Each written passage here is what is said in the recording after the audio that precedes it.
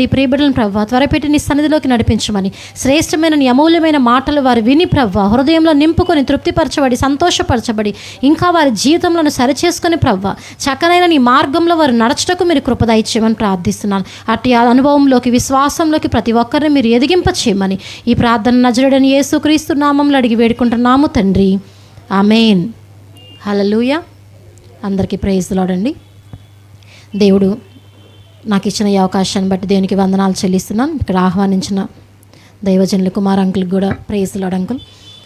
చాలా కాలం తర్వాత ఈ విధంగా మీ మధ్యలోకి రావడానికి ప్రభు నాకు కృపనిచ్చారు. అంకుల్ చాలా మంత్స్ నుంచి కాల్ చేస్తూ ఉన్నారు, కానీ మేము ప్రేయర్స్ ఉంటాం ముందుగానే డేట్స్ అన్నీ ఫిక్స్ అయిపోవటం, ఇంకా అనుకోని విధంగా నేను లాస్ట్ మంత్ ముందు మంత్స్ కూడా నేను రాలేకపోయాను.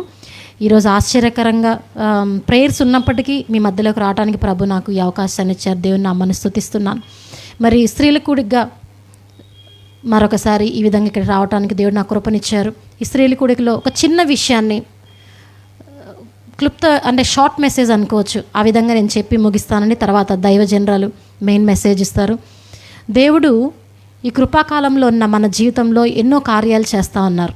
కొన్నిసార్లు ఏంటంటే మన ఆధీనం లేకుండా ప్రభు కార్యాలు చేస్తారండి. కొన్నిసార్లు మనల్ని చేత పట్టుకొని మన ప్రార్థనను బట్టి మన విశ్వాసాన్ని బట్టి దేవుడు మన జీవితంలో గొప్ప కార్యాలు చేస్తారు. ఈ రెండు డిఫరెంట్ వేస్గా ఉంటాయి అన్నమాట. కానీ బైబిల్లో యోహాను సువార్త 14వ అధ్యాయంలో మరియా మార్త కుటుంబంలో వారి విశ్వాసాన్ని బట్టి దేవుడు గొప్ప కార్యం చేశారు. కానీ వారి యొక్క విశ్వాసం ఇక్కడ బలమైన రీతిగా ఉందా, ఏ విధంగా ఉన్నది అనేది ఒకసారి మనం చూసుకుందాం. అంటే వారు దేవుని నమ్ముతున్నారు, దేవుడు కూడా అలానే వారిని వారి కుటుంబాన్ని ప్రేమిస్తూ ఉన్నారు. వారి సంతోషంలో దేవుడు వారి తోడుగా ఉన్నారు, వారి దుఃఖంలోనూ దేవుడు వారికి తోడుగా ఉన్నట్లుగా మనం చూస్తున్నాం. దేవుడు ఆ బెతేనియా గ్రామానికి వచ్చినప్పుడు వారి కుటుంబాన్ని దర్శించకుండా, వారి ఇంట్లో అడుగు పెట్టకుండా ఎక్కడికి పరిచర్యకి వెళ్ళినట్టుగా కూడా బైబిల్లో రాసలేదండి. వారిని కుటుంబానికి వచ్చి వారిని దర్శించి వారితో మాట్లాడిన తర్వాత కొన్నిసార్లు వారి ఆతిథ్యాన్ని కూడా తీసుకొని ప్రభు వెళ్ళినట్లుగా మనం చూస్తున్నాం. ఇంతగా దేవుడు ఆ కుటుంబాన్ని ప్రేమిస్తున్నారు. వీరి ముగ్గురు పేర్లు కూడా రాయబడినాయి, మరియా, మార్తా, లాజర్. ఆ ఫ్యామిలీ నేమ్స్ కూడా ప్రభు రాయించి వారిని ప్రేమిస్తున్నారని కూడా స్పష్టంగా బైబిల్లో రాయబడి ఉంది. ఇంత ప్రేమిస్తున్న కుటుంబానికి శ్రమ, శోధన ఎదురైంది. మన జీవితంలో కొన్నిసార్లు ఎలా అయితే ఎదురైతాయో అలానే వీరికి కూడా వచ్చినాయి. కానీ ఈ మరియా మార్త ఇద్దరు తన సహోదరు నిమిత్తం ప్రభుకి వర్తమానం ఇచ్చారు, తన మరణాన్ని గురించి కూడా వర్తమానం ఇచ్చారు. కానీ ప్రభు నిలిచినట్లుగా అక్కడ రాయబడి ఉంది. ఇదంతా దేవునికి తెలియదా అని మనం అనుకుంటే దేవునికి తెలుసు. దేవుడు అంటున్నారు, నా నామ మహిమార్థమే మీకు ఈ శ్రమ వచ్చింది.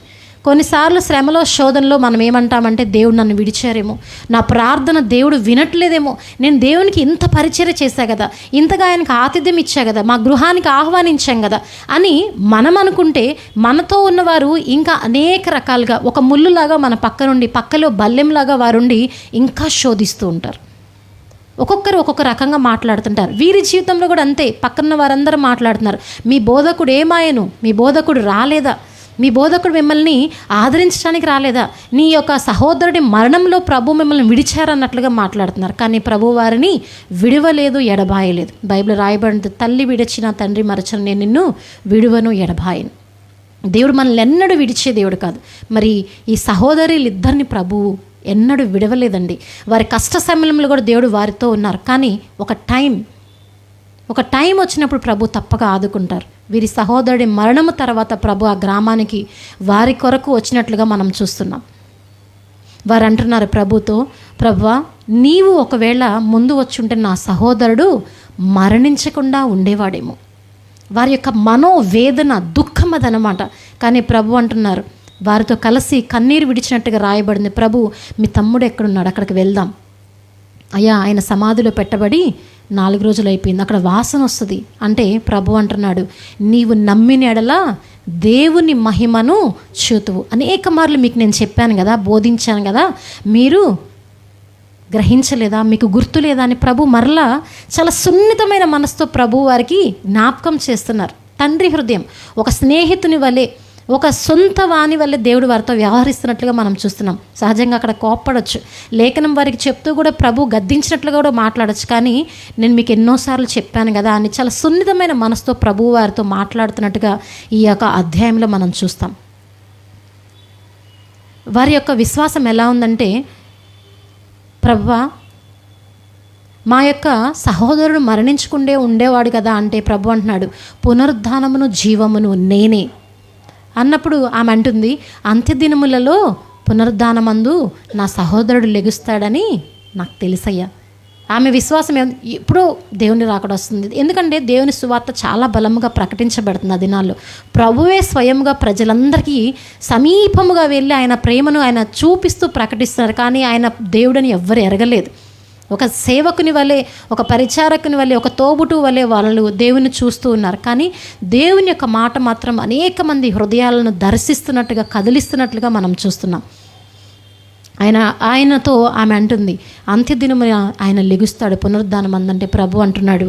ఇక్కడ స్పష్టంగా ఏమంటున్నాడంటే 11వ అధ్యాయం యోహాను సువార్త 25వ వచనంలో, అందుకు యేసు, పునరుద్ధానమును జీవమును నేనే, నా యందు విశ్వాసముంచువాడు చనిపోయినను బ్రతుకును. ఇక్కడ ఆల్రెడీ వాళ్ళ సహోదరుడు మరణించాడు.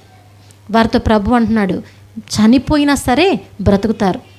సమాధి దగ్గరికి వెళ్దాం అన్నప్పుడు పక్కవారు అంటున్నారు, పలానా గుడ్డివాడిని బాగు చేసిన వాడు ఈయనే కదా, ఈయన బ్రతికించవచ్చు కదా. దేవుని యొక్క మనస్సు, హృదయం సంపూర్ణంగా వారు ఎరిగిలేరండి. దేవుని యొక్క మాటలలో శక్తి వారు గ్రహించలేదు. దేవునితో ఒక మంచి సంబంధం అక్కడున్న ప్రజలకు లేదు గనక దేవునికి మారుగా వాళ్ళు మాట్లాడుతున్నారు. ఆయన చేసిన ఆశ్చర్య కార్యాలను వారే ఎత్తిపట్టి మాట్లాడుతున్నారు. ఆ సమయంలో అక్కడ ప్రభు వారి కొరకు ఏమి చేయనన్నారనేది వారు ఏం గ్రహించలేదు.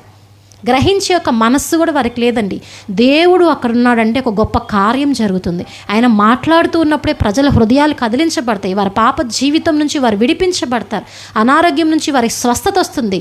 దురాత్మల నుంచి వారు విడిపించబడతారు. దేవుడు అక్కడ ఉన్నాడంటేనే ఒక కార్యం, బహోన్నతమైన కృప అక్కడ విస్తరింప చేయబడుతుంది. వారు వాటన్నిటిని వాడు గ్రహించట్లా, గుర్తెరగట్లేదు. కానీ ఈ మరియా మార్త మాత్రం ప్రభువును గుర్తెరిగిన వారు గనుక దేవునితో మంచి సన్నిహితమైన సంబంధము, స్నేహము వారికి ఉంది.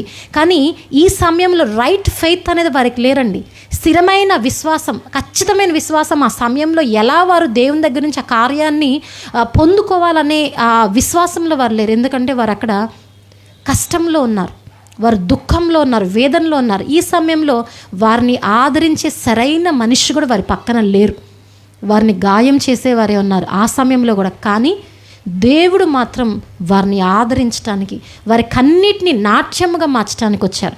తన మహిమను వారి పట్ల వెల్లడపరచడానికి వచ్చారు. నిజముగా మనము కూడా దేవునితో మంచి స్నేహం, సంబంధం కలిగి ఉన్న వారమైతే ప్రభు మన కొరకు దిగి వస్తారు. హల్లెలూయా. దేవుడు మనకి దూరముగా లేడండి, సమీపముగా. ఎంతంటే మనం ఇట్లా టచ్ చేస్తేనే ఆయన స్పర్శను తాకేంత విధముగా అతి సమీపముగా ఉన్నాడు. మనల్లోనూ మనతోనూ ఆయన నడుస్తూ ఉన్నాడండి, నివాసం ఉంటున్నాడు. అంత సన్నిహితంగా ఉన్న దేవునికి మనం ఎన్నడూ దూరం కాకూడదు. దేవుని యొక్క ప్రేమకు దూరం కాకూడదు.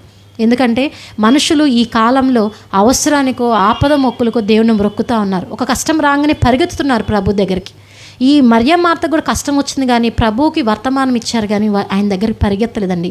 దేవుడు వచ్చేంత వరకు వాళ్ళు వేచిన, తప్పక నా బోధకుడు మా దగ్గరికి వస్తారు అనే దృఢమైన విశ్వాసం వారిలో ఉంది. కానీ ప్రభు వచ్చినప్పుడు ఆయన ఏమి చేయనై ఉన్నారో ఆ స్థితిలో రైట్ ఫెయిత్ వారికి లేదు. వారున్న స్థితిని బట్టి దాన్ని వారు కలిగి లేదని నేను చెప్పగలను. కానీ ప్రభు వారితో మాట్లాడేటప్పుడు వారు ధైర్యపడి, ఆయన మాట్లాడే ప్రతి మాటను వారు అందుకొని ఆ మాట ద్వారా వారు ధైర్యపరచబడి, బలపరచబడి ముందుకు చేయబోయే కార్యం, ఆయన ఏదడిగినా దానికి ప్రతిస్పందించి ఆయనతో పాటు ముందుకు అడుగు వేశారు. అదే మనమైతే మనం ఎక్కడ ఉండాం, పాస్టర్ గారి దగ్గరికి వెళ్తాం. అయితే ఒక మన ఫ్రెండ్షిప్ ఎవరితో ఉంటుందో వాళ్ళ దగ్గరికి వెళ్ళి మన యొక్క బాధను చెప్పుకుంటాం. వారు ఏమైనా నాకు సహాయం చేస్తారేమో, లేకపోతే ఒకవేళ పాస్టర్ గారు నాకు ఏమైనా చేస్తారేమో. దైవ సేవకులుగా దేవునికి మనకు మధ్యలో దైవ సేవకులు రాయబారులుగా ఉంటారు. కానీ అంతకు మించి వారు ఏం చేయరండి. ప్రభు ఏదైతే వారికి ఆజ్ఞిస్తారో అది వారు తెలియపరుస్తారు. ఏదైతే దేవుడు వారిలోనే మన కొరకు కార్యం చేయాలనుకున్నారో అదే. కొన్నిసార్లు వెంటనే దేవుడు విడిపిస్తాడు, మాట ద్వారా దేవుడు సెలవిస్తాడు. కానీ మన జీవితంలో బంధకాల నుంచి విడిపించబడాలంటే మనం దేవుని సన్నిధిలోకి వచ్చి ఒప్పుకోవాలి, దేవుని సహాయాన్ని అడగాలి. దేవుని దగ్గరికి వచ్చిన్నారు, అయ్యా నువ్వు వచ్చి ఉంటే కనుక నా సహోదరుడు బ్రతికేవాడు. కానీ ప్రభు అంటున్నాడు, ఇప్పుడు నువ్వు నా దగ్గరకు వచ్చావు కనుక నేను చేయబోయే కార్యాన్ని మీరు చూడాలి. అబ్రహాం విషయంలో కూడా అంతే, నేను చేయబోయే కార్యాన్ని అబ్రహాముకు చెప్పకుండా దాచేదన అన్నాడు కదా ప్రభు. అలానే ఈ మరియమాత దగ్గర కూడా వచ్చి ప్రభు వారిని విడవలేదు, ఎడబాయలేదు. వారితో కలిసి నడుస్తూ వారి యొక్క సహోదరుని సజీవునిగా మరలా తిరిగి ఇచ్చినట్లుగా మనం చూస్తున్నాం.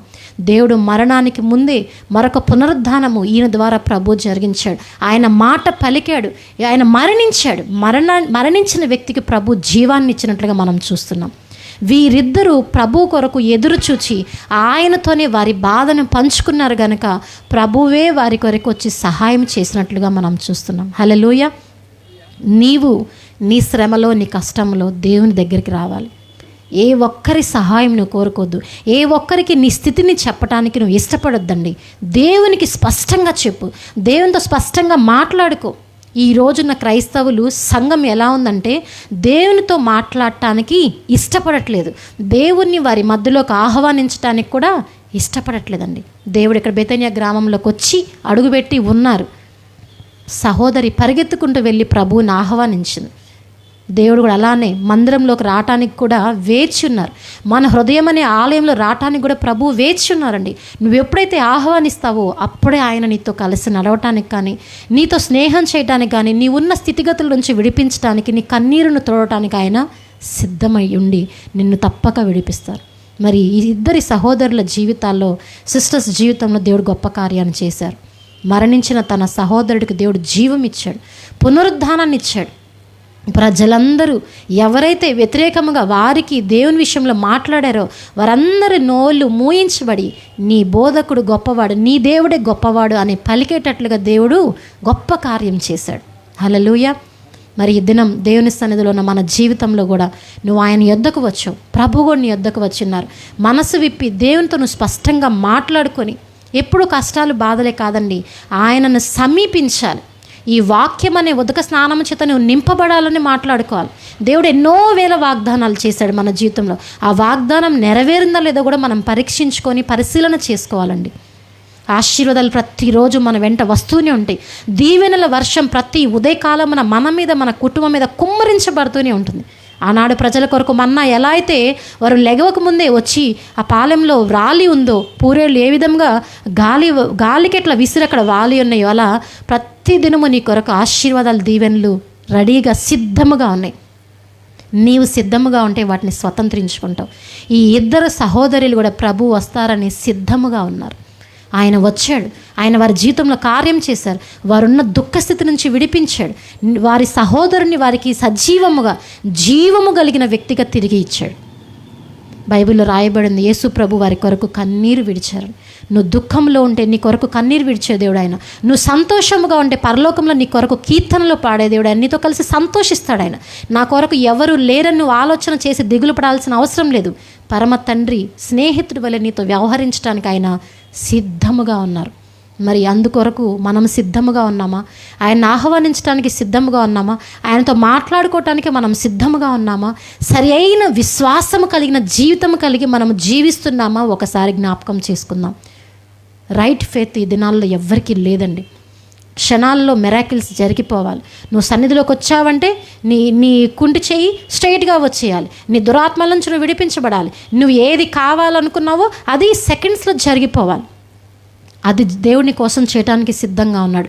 మరి అందుకు తగినట్లుగా మంచి జీవితం జీవించటానికి నువ్వు ఇక్కడ మరణిస్తే ప్రభు సింహాసనం ఎదుట నిలిచే మంచి జీవితాన్ని మనం జీవిస్తున్నామా లేదా ఒకసారి జ్ఞాపకం చేసుకోవాలి. దేవుని కొరకు అన్నీ చేసేసాడు సిలువలో. ఇంకా చేయాలని మనిషి కోరుకుంటుంది. మరి నీవు కూడా ఇక్కడ ఉన్నవారు కూడా కోరుకుంటున్నారు, ఇంకా దేవుడు నా కొరకు అది చేయాలి, ఇది చేయాలి, ఇంకా నన్ను విడిపించాలని. మరి నువ్వు దేవునికి తగినట్లుగా జీవిస్తున్నావా? ఇప్పుడు తల్లిదండ్రులుగా ఉంటారు, బిడ్డల కొరకు అన్నీ చేస్తారు, మరలా వారి దగ్గర నుంచి ఆశిస్తారు కదా. అలానే దేవుడు కూడా నీ గురించి ఆశిస్తున్నాడు. ఏదంటే నువ్వు ఆయన సొత్తుగా ఉండాలని నీ గురించి ఆయన ఆశపడుతున్నాడు. నెక్స్ట్, నీవు ఆయన ప్రేమను అనేక మంది ప్రజలకు, ఇంకా అనేక వేల లక్షల మంది ప్రజలకు, ఇంకా కొన్ని మారుమూల ప్రాంతాలకు, మన దేశంలోనే అందలేదు, ఇంకా ఇతర దేశాల దాకా మనం వెళ్ళాల్సిన పని లేదండి. వారందరికీ ఆ సిలువ సువార్తను, పరిమళ సువాసనను వెదజల్లటానికి సిద్ధము కలిగి ఉన్నారా లేదా ఆశపడుతున్నాడు. నువ్వు అలా ప్రకటించాలని కూడా ప్రభు ఆశపడుతున్నాడు. దేవునికి ఇచ్చిన తలాంతుల్ని నీ ద్వారా వాడుకోవాలని, ఎప్పుడు వినేవారముగా కూడా కాదు, పరిచర్య చేసేవారముగా, ప్రకటించేవారముగా, కీర్తనలు పాడేవారముగా, కీర్తనలు రాసేవారముగా, దేవుడిచ్చిన 9 కృపావరాల ద్వారా మనం వాడబడే వారముగా ఉండాలని ప్రభువు ఒక్కొక్కరి నుంచి ఆశిస్తున్నాడు. హల్లెలూయా. పునరుద్ధానమును జీవమును నేనే అన్నాడు. ఆ పునరుద్ధాన శక్తిని ప్రభు అందరికీ ఇచ్చారండి. ఆ శక్తిని పొందుకున్న ఏ ఒక్కరు మౌనముగా ఏ రోజు ఉండరు తెలుసా. ప్రతి దినము దేవుని కొరకు పరిగెడుతూనే ఉంటారు. సువార్త ప్రకటించకుండా వారు భోజనము చేయరు.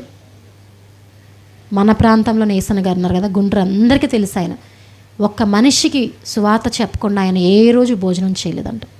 ఈ ఆంధ్రాలో ఈ విధముగా సువార్త పరిమళముగా ప్రకటించబడి ఒక వెదజల్లే సువాసనగా ఉందంటే ఇది దీపాన్ని వెలిగించింది యేసన్న గారు మన ఆంధ్ర అంతటా. ఈవెన్ మేమందరం మా కుటుంబం కూడా దేవునిలోకి వచ్చారంటే ఆయనే కారణం. సతనపల్లి ఆల్ నైట్ జరిగినప్పుడల్లా మా గృహానికి, అంటే మా నాయనమ్మ తాతయ్య దగ్గరికి ఆదిత్యానికి బస్సెస్ ఎప్పుడో వచ్చి ఉండేవంట. ఆ బస్సు వచ్చిన తర్వాత మా ఇంటికి వచ్చి ఫ్రెష్ అయ్యి సమ్ స్నాక్స్ ఆ టైంలో ఏది ఉందో అది ఆయన తీసుకొని మా నాయనమ్మ తాతకున్న సంతానం కొరకు ప్రార్థించి వెళ్ళేవాళ్ళంట. అందుకు సంపూర్ణంగా వ్యతిరేకం నా తండ్రి. కానీ ఆయన వస్తున్నారంటేనే దుప్పటి ముసుకేసుకొని పడుకునే వాళ్ళు, మళ్ళీ సంచేసుకొని వచ్చారు వీళ్ళని. మా నాయన తాత దేవుని సేవకులు అంటే ఎంతో ఇష్టం, ఎంతో ఆతిథ్యం. వారు చేసే ప్రతి పని ఆ వచ్చిన రూపాయి ఎంత వాళ్ళ చేతులు పెట్టాలని ఆశపడేవాళ్ళు. ఏ చర్చికి వెళ్తారో ఆ చర్చి సర్వ సంపద అంతా ఇచ్చేసేవాళ్ళు. అలాంటి వ్యక్తులు వారి ప్రయాస దేవుడు వృధా కానివ్వాల. ఆయన వచ్చి ఈ కుమారుడు మంచంలో దుప్పటి కప్పుకొని పడుకున్న వారిద్దరి కొరకు ప్రార్థించి ప్రభువా ఎక్కడున్న కుమారుడని ప్రే చేసేవాళ్ళు. ఆయన ఎన్నడూ సిగ్గుపడలేదంట. ఈ దినం నా తండ్రే కాదు, నేను కూడా దేవుని సేవలో ఉన్నాను. హల్లెలూయా. ప్రార్థన వృధా పోదు. దేవుడు తప్పక ప్రార్థనను దీవిస్తాడు, ఆశీర్వదిస్తాడు. మంచి ప్రార్థన జీవితం ప్రతి ఒక్కరు కలిగి ఉండాలండి. ఈ మరియమాత కుటుంబం ప్రార్థన చేత నింపబడిన కుటుంబం. వీరికి దేవుడు ఏమీ తక్కువ చేయలేదు. వీరిరువురు దేవునికి పరిచర్య చేస్తూ ఉన్నారు. దేవుని పాదాలను అభిషేకించింది సహోదరి. పరిచర్య చేసే విషయంలో కావచ్చు, ఇంటికి వచ్చిన వారి ఆతిథ్యం ఇచ్చే విషయంలో కావచ్చు, వీరెక్కడా తక్కువలో లేరండి. అన్ని విధాల వారు దేవునికి సహకరించిన కుటుంబంగా ఉన్నాం. దేవుని ఆహ్వానించారు కనుక ప్రభు వారి కుటుంబంలోనూ వారితోనూ ఉండి గొప్ప కార్యాలు, లాజరు జీవముగా బ్రతకటమే కాదు, ఎన్నో మహోన్నతమైన కార్యాలు వారి జీవితంలో ప్రభు చేశారు. వారి గ్రామము వారు బైబిల్లో రాయబడిందంటే చూడండి ఎంతగా దేవుడు వారిని ప్రేమిస్తున్నాడు. వారిని ఎంతగా ప్రేమించారు ప్రభు. ఈ దినం ఇక్కడ చేరిన ఒక్కొక్కరిని కూడా మనల్ని అలానే ప్రేమిస్తున్నారు. హల్లెలూయా. ఆయన ప్రేమ లేకపోతే ఈ దినం మనం ఈ విధంగా సజీవ లెక్కలో ఉండం. ఆయన ఆకర్షించకపోతే, ఆయన తోడుకొని రాకపోతే ఈ ప్రార్థనకు మనం రామండి. ప్రభు ప్రేమ మనల్ని వెంటాడుతూనే ఉంది. తన సన్నిధిలోకి అలా మనల్ని ప్రవాహంలో నెట్టుకొని తీసుకొని వచ్చింది. హల్లెలూయా. ప్రభు ప్రేమ మనల్ని వెంబడిస్తూనే ఉంది. నువ్వు దుఃఖంలో ఉన్న, సంతోషంలో ఉన్న, అది మనల్ని వెంబడిస్తూనే ఉంది, మనల్ని విడిచిపెట్టట్లేదు. ఆ ప్రేమలో సంపూర్ణముగా వేరులై పారి ఫలించే సంఘముగా, బిడ్డలుగా మనలందరినీ ప్రభు దీవించి ఆశీర్వదించునుగాక. ఆమేన్. ప్రార్థన చేసుకుందాం. పరిశుద్ధుడు పరిపూర్ణుడైన తండ్రి, మహోన్నతుడానికి స్తోత్రం చెల్లిస్తున్నాం. మీరు ప్రభువా మాకు తెలియపరిచిన క్లుప్తమైన మాటలను బట్టి నీకు వందనాలు. మా జీవితాలను ప్రభువా మేము సమర్పించుకోవడానికి సహాయం చేయండి. ప్రభువా ఎందుకు జీవిస్తున్నామో, ఎందుకు బ్రతుకుతున్నామో, ఎందుకు ముందుకు సాగి వెళ్తున్నామో కొన్ని సందర్భాల్లో ప్రభువా విలువలేని జీవితాలుగా ఉంటున్నాయి. కానీ ఈ మంటి దేహంలో ప్రభువా నీ మహిమను నింపి తండ్రి, నీ కొరకు వాడబడే పాత్రలుగా ప్రతి ఒక్కరిని తీర్చిదిద్దమని ప్రార్థిస్తున్నాను. ప్రభువా ప్రతి ఒక్కరు నువ్వు ప్రేమిస్తున్నావు తండ్రి. నీ యొద్దకు వచ్చి వారిని ఎంత మాత్రము త్రోసివేసే దేవుడు కాదు ప్రభువా. నీకు అసాధ్యమైనది ఏమీ లేదు తండ్రి. ఈ దినంలో నీ సన్నిధిలోకి చేరి వచ్చిన ప్రియబిడ్డలతో మీరు మాట్లాడండి తండ్రి. ప్రభువా నీ వారి హృదయాన్ని దర్శించండి తండ్రి. ప్రభువా వారు నిన్ను సమీపించి ఎన్నడూ నీకు దూరం కాకుండా మీరు సహాయం చేయండి. చక్కనైన నీ మార్గంలో వారు ప్రభువా దారి ఎక్కడ తప్పకుండా ప్రభువా త్రొట్టిల్లిపోకుండా ఆఖరి వరకు నమ్మకంగా యథార్థంగా జీవించటకు మీరు కృప దయచేయండి తండ్రి. ప్రభువా వారు నీ నుంచి పొందుకున్న ఆశీర్వాదాల మేలులను, నీ యొక్క వాక్కును అనేక మందికి పంచే బిడలుగా ప్రభువా నువ్వు ఏ పిలుపుతో అయితే పిలిచావో ఆ పిలుపులో వారు ఫలించటకు మీరు కృప దయచేయమని ప్రార్థిస్తున్నాను. ప్రభువా మరొక వర్తమానంలోకి వెళ్ళనేండగా దైవ సేవకురాలు మీ శిలువ చాటును మరుగుపరుచుకొని ప్రభువా విత్తబడబోతున్న మాటలను వారి హృదయంలో భద్రపరుచుకొని ఫలింప చేయమని ప్రార్థిస్తున్నాను. ప్రభువా కుమార్ అంకుల్ని బట్టి నీకు వందనాలు. వారి పరిచర్ని మీరు దీవించి ఆశీర్వదించండి. ప్రయాసను ఎన్నరి మరువని దేవుడు ప్రభువనైనా అంకుల్ ప్రయాసను మీరు చూస్తూ ఉన్నావు ప్రభువ. నూరంతల ప్రతిఫలం మీరు దయచేయండి. సేవ సరిహద్దులు మీరు విశాలపరచండి. నూతన ప్రాంతాల్లో కూడా మీరు అంకుల్ని వాడుకోనంటండి. మీరు పిలిచిన పిలుపులో ప్రభు అంకుల్ని మీరు నిలబెట్టండి. నమ్మకమైన బలా దాసుడాన్ని ప్రభువనైనా నీ యొక్క బిరుదుతో తనని అభిషేకించమని ప్రార్థిస్తున్నాను ప్రభు. తన కుటుంబాన్ని కూడా మీరు దీవించి ఆశీర్వదించమని, సంతానం మనోసంతానాన్ని దీవించమని, వర్ధిల్ల చేయమని, ఇక్కడ చేరువచ్చిన ఒక్కొక్కరిని బట్టి నీకు వందనాలు చెల్లిస్తూ ప్రార్థన యేసుక్రీస్తు నామములో అడిగి వేడుకుంటున్నాము తండ్రి. ఆమేన్, ఆమేన్. అందరికీ ప్రేయస్ లార్డ్ అండి.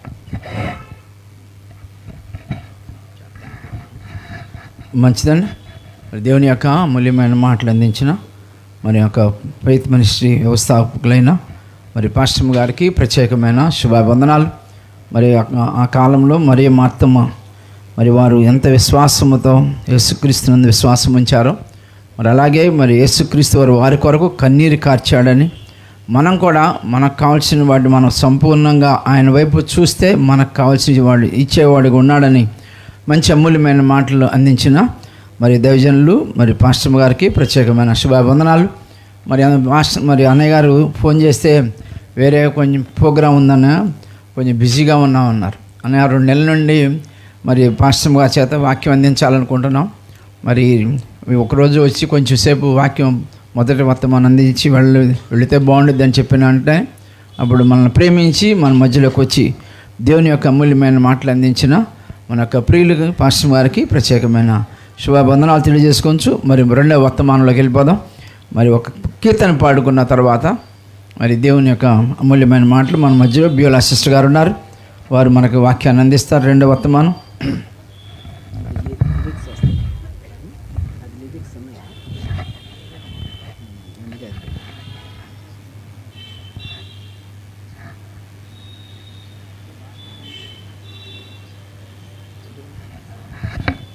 హలో.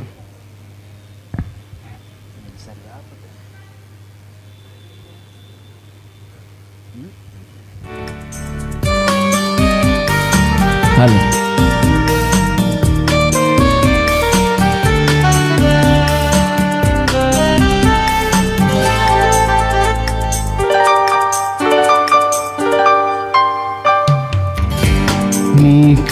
నీకిష్టమైనది కావాలి దేవునికి, బలి అర్పణ కోరలేదు దేవుడు, బలి అర్పణ కోరలేదు దేవుడు. ప్రభు మనసు తెలుసుకో, వాక్యాన్ని చదువుకో, నీకిష్టమైనది కావాలి దేవునికి, బలి అర్పణ కోరలేదు దేవుడు.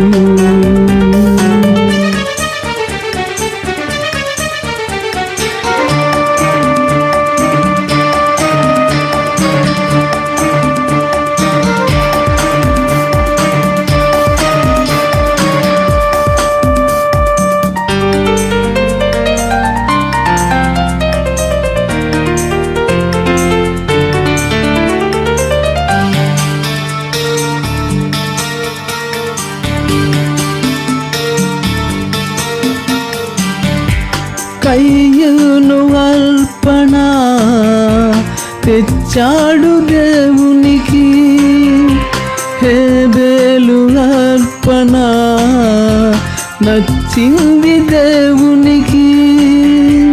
కయ్యూను అర్పణ తెచ్చాడు దేవునికి, హేబేలు అర్పణ నచ్చింది దేవునికి. అర్పించు వాటి కంటే అర్పించు మనసు ముఖ్యం, అర్పించు వాటి కంటే అర్పించు మనిషి ముఖ్యం. నచ్చాలి మొదట నీవే, కావాలి మొదట నీవే, నీకిష్టమైనది.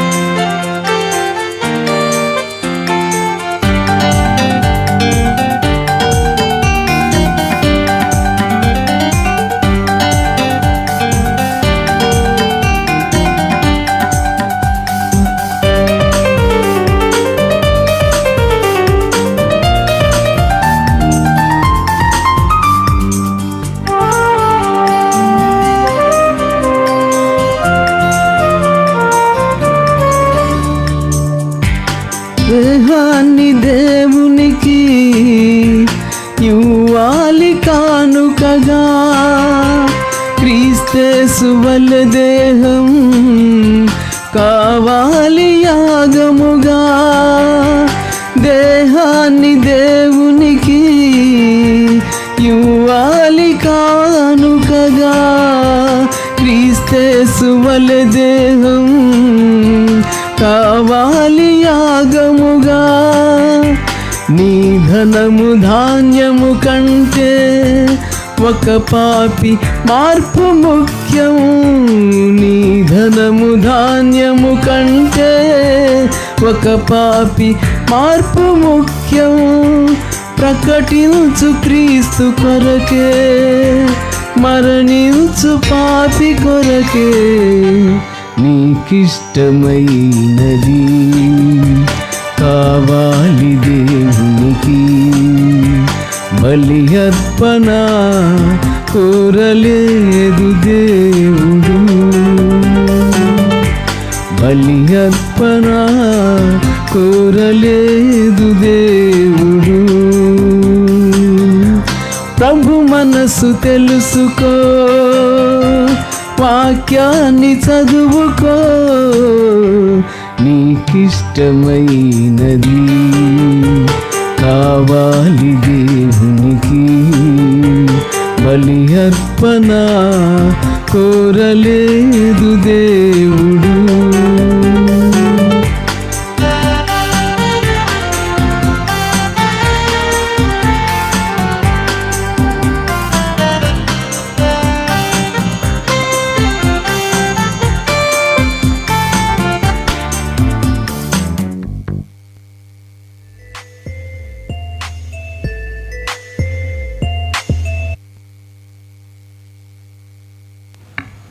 మంచిదండి. మంచి పాట పాడి దేవుని స్తుతించి మహింపరిచిన మరి ఐజక్ అనే గారికి ప్రత్యేకమైన శుభావందనాలు. మరి రెండవ వర్తమానంలోకి వెళ్ళే ముందుగా చిన్న ప్రార్థన చేసుకుందాం. మన మధ్యలో ఉపలబా నుంచి వచ్చిన దేవుని సేవకులు మరి జోసఫ్ గారు వచ్చి వాక్యం కొరకు ప్రార్థన చేయవలసిందిగా సమయాన్ని అప్పగిస్తున్నాం.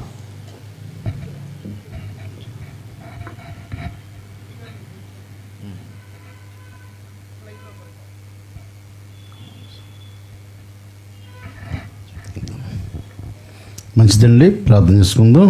అందరూ ప్రార్థన పూర్వకున్నడితే. పరిశుద్ధుడా, ప్రేమ గల కన్న తండ్రి, ఘనమైన దేవ, మీకే వేలాది వందల స్తుతులు స్తోత్రాలయ. అనేక సంవత్సరాలుగా సిస్టర్ బ్యూలా ద్వారా స్త్రీల కొడుకు జరిగించుకునే అవకాశం మీరు కల్పించారు. మీకు వందనాలు. మంచి వాతావరణాన్ని అనుగ్రహించారయ్యా, మీకు వేలాది వందనాల స్తుతులు స్తోత్రాలయ.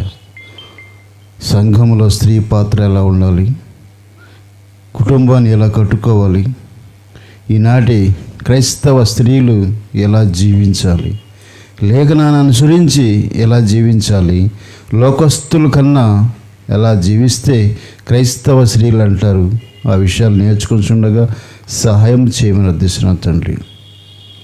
వాక్యాంశం ఇప్పటికూ సంయుత జ్ఞానమును సంబంధాలుగా వాక్యాన్ని వివరించి పంచగల సామర్థ్యాన్ని అనుగ్రహించండి. వివేకాన్ని అందించండి.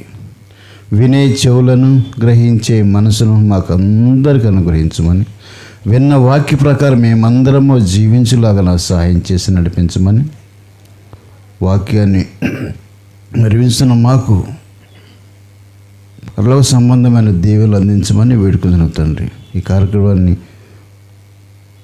ఏర్పాటు చేసిన మన కుటుంబాన్ని దీవించి ఆశ్రయించమని, వారు నిత్యము నీలో ఉండే భాగ్యాన్ని అనుగ్రహించి కృప చూపి సహాయం చేయమని, పర సంబంధమైన దీవెనతో ఈ కుటుంబాన్ని దీవించి ఆశ్రయించమని, మా ప్రభువును రక్షకుడైన యేసుక్రీస్తు వారి పేరట ఈ ప్రార్థన చున్నాను కన్న తండ్రి.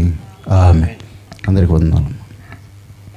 మంచిదండి. ప్రార్థించిన మన యొక్క ప్రియులు జోసఫ్ గారికి ప్రత్యేకమైన శుభావందనాలు తెలియజేసుకోవచ్చు. మరి సమయాన్ని మన మధ్యలో మరి బ్యూలా సిస్టర్ గారికి సమయాన్ని అప్పగిస్తున్నాం. వాక్యాన్ని అందిస్తారు. శ్రద్ధగా వాక్యాన్ని ఇవ్వాల్సిందిగా కూర్చున్నాం.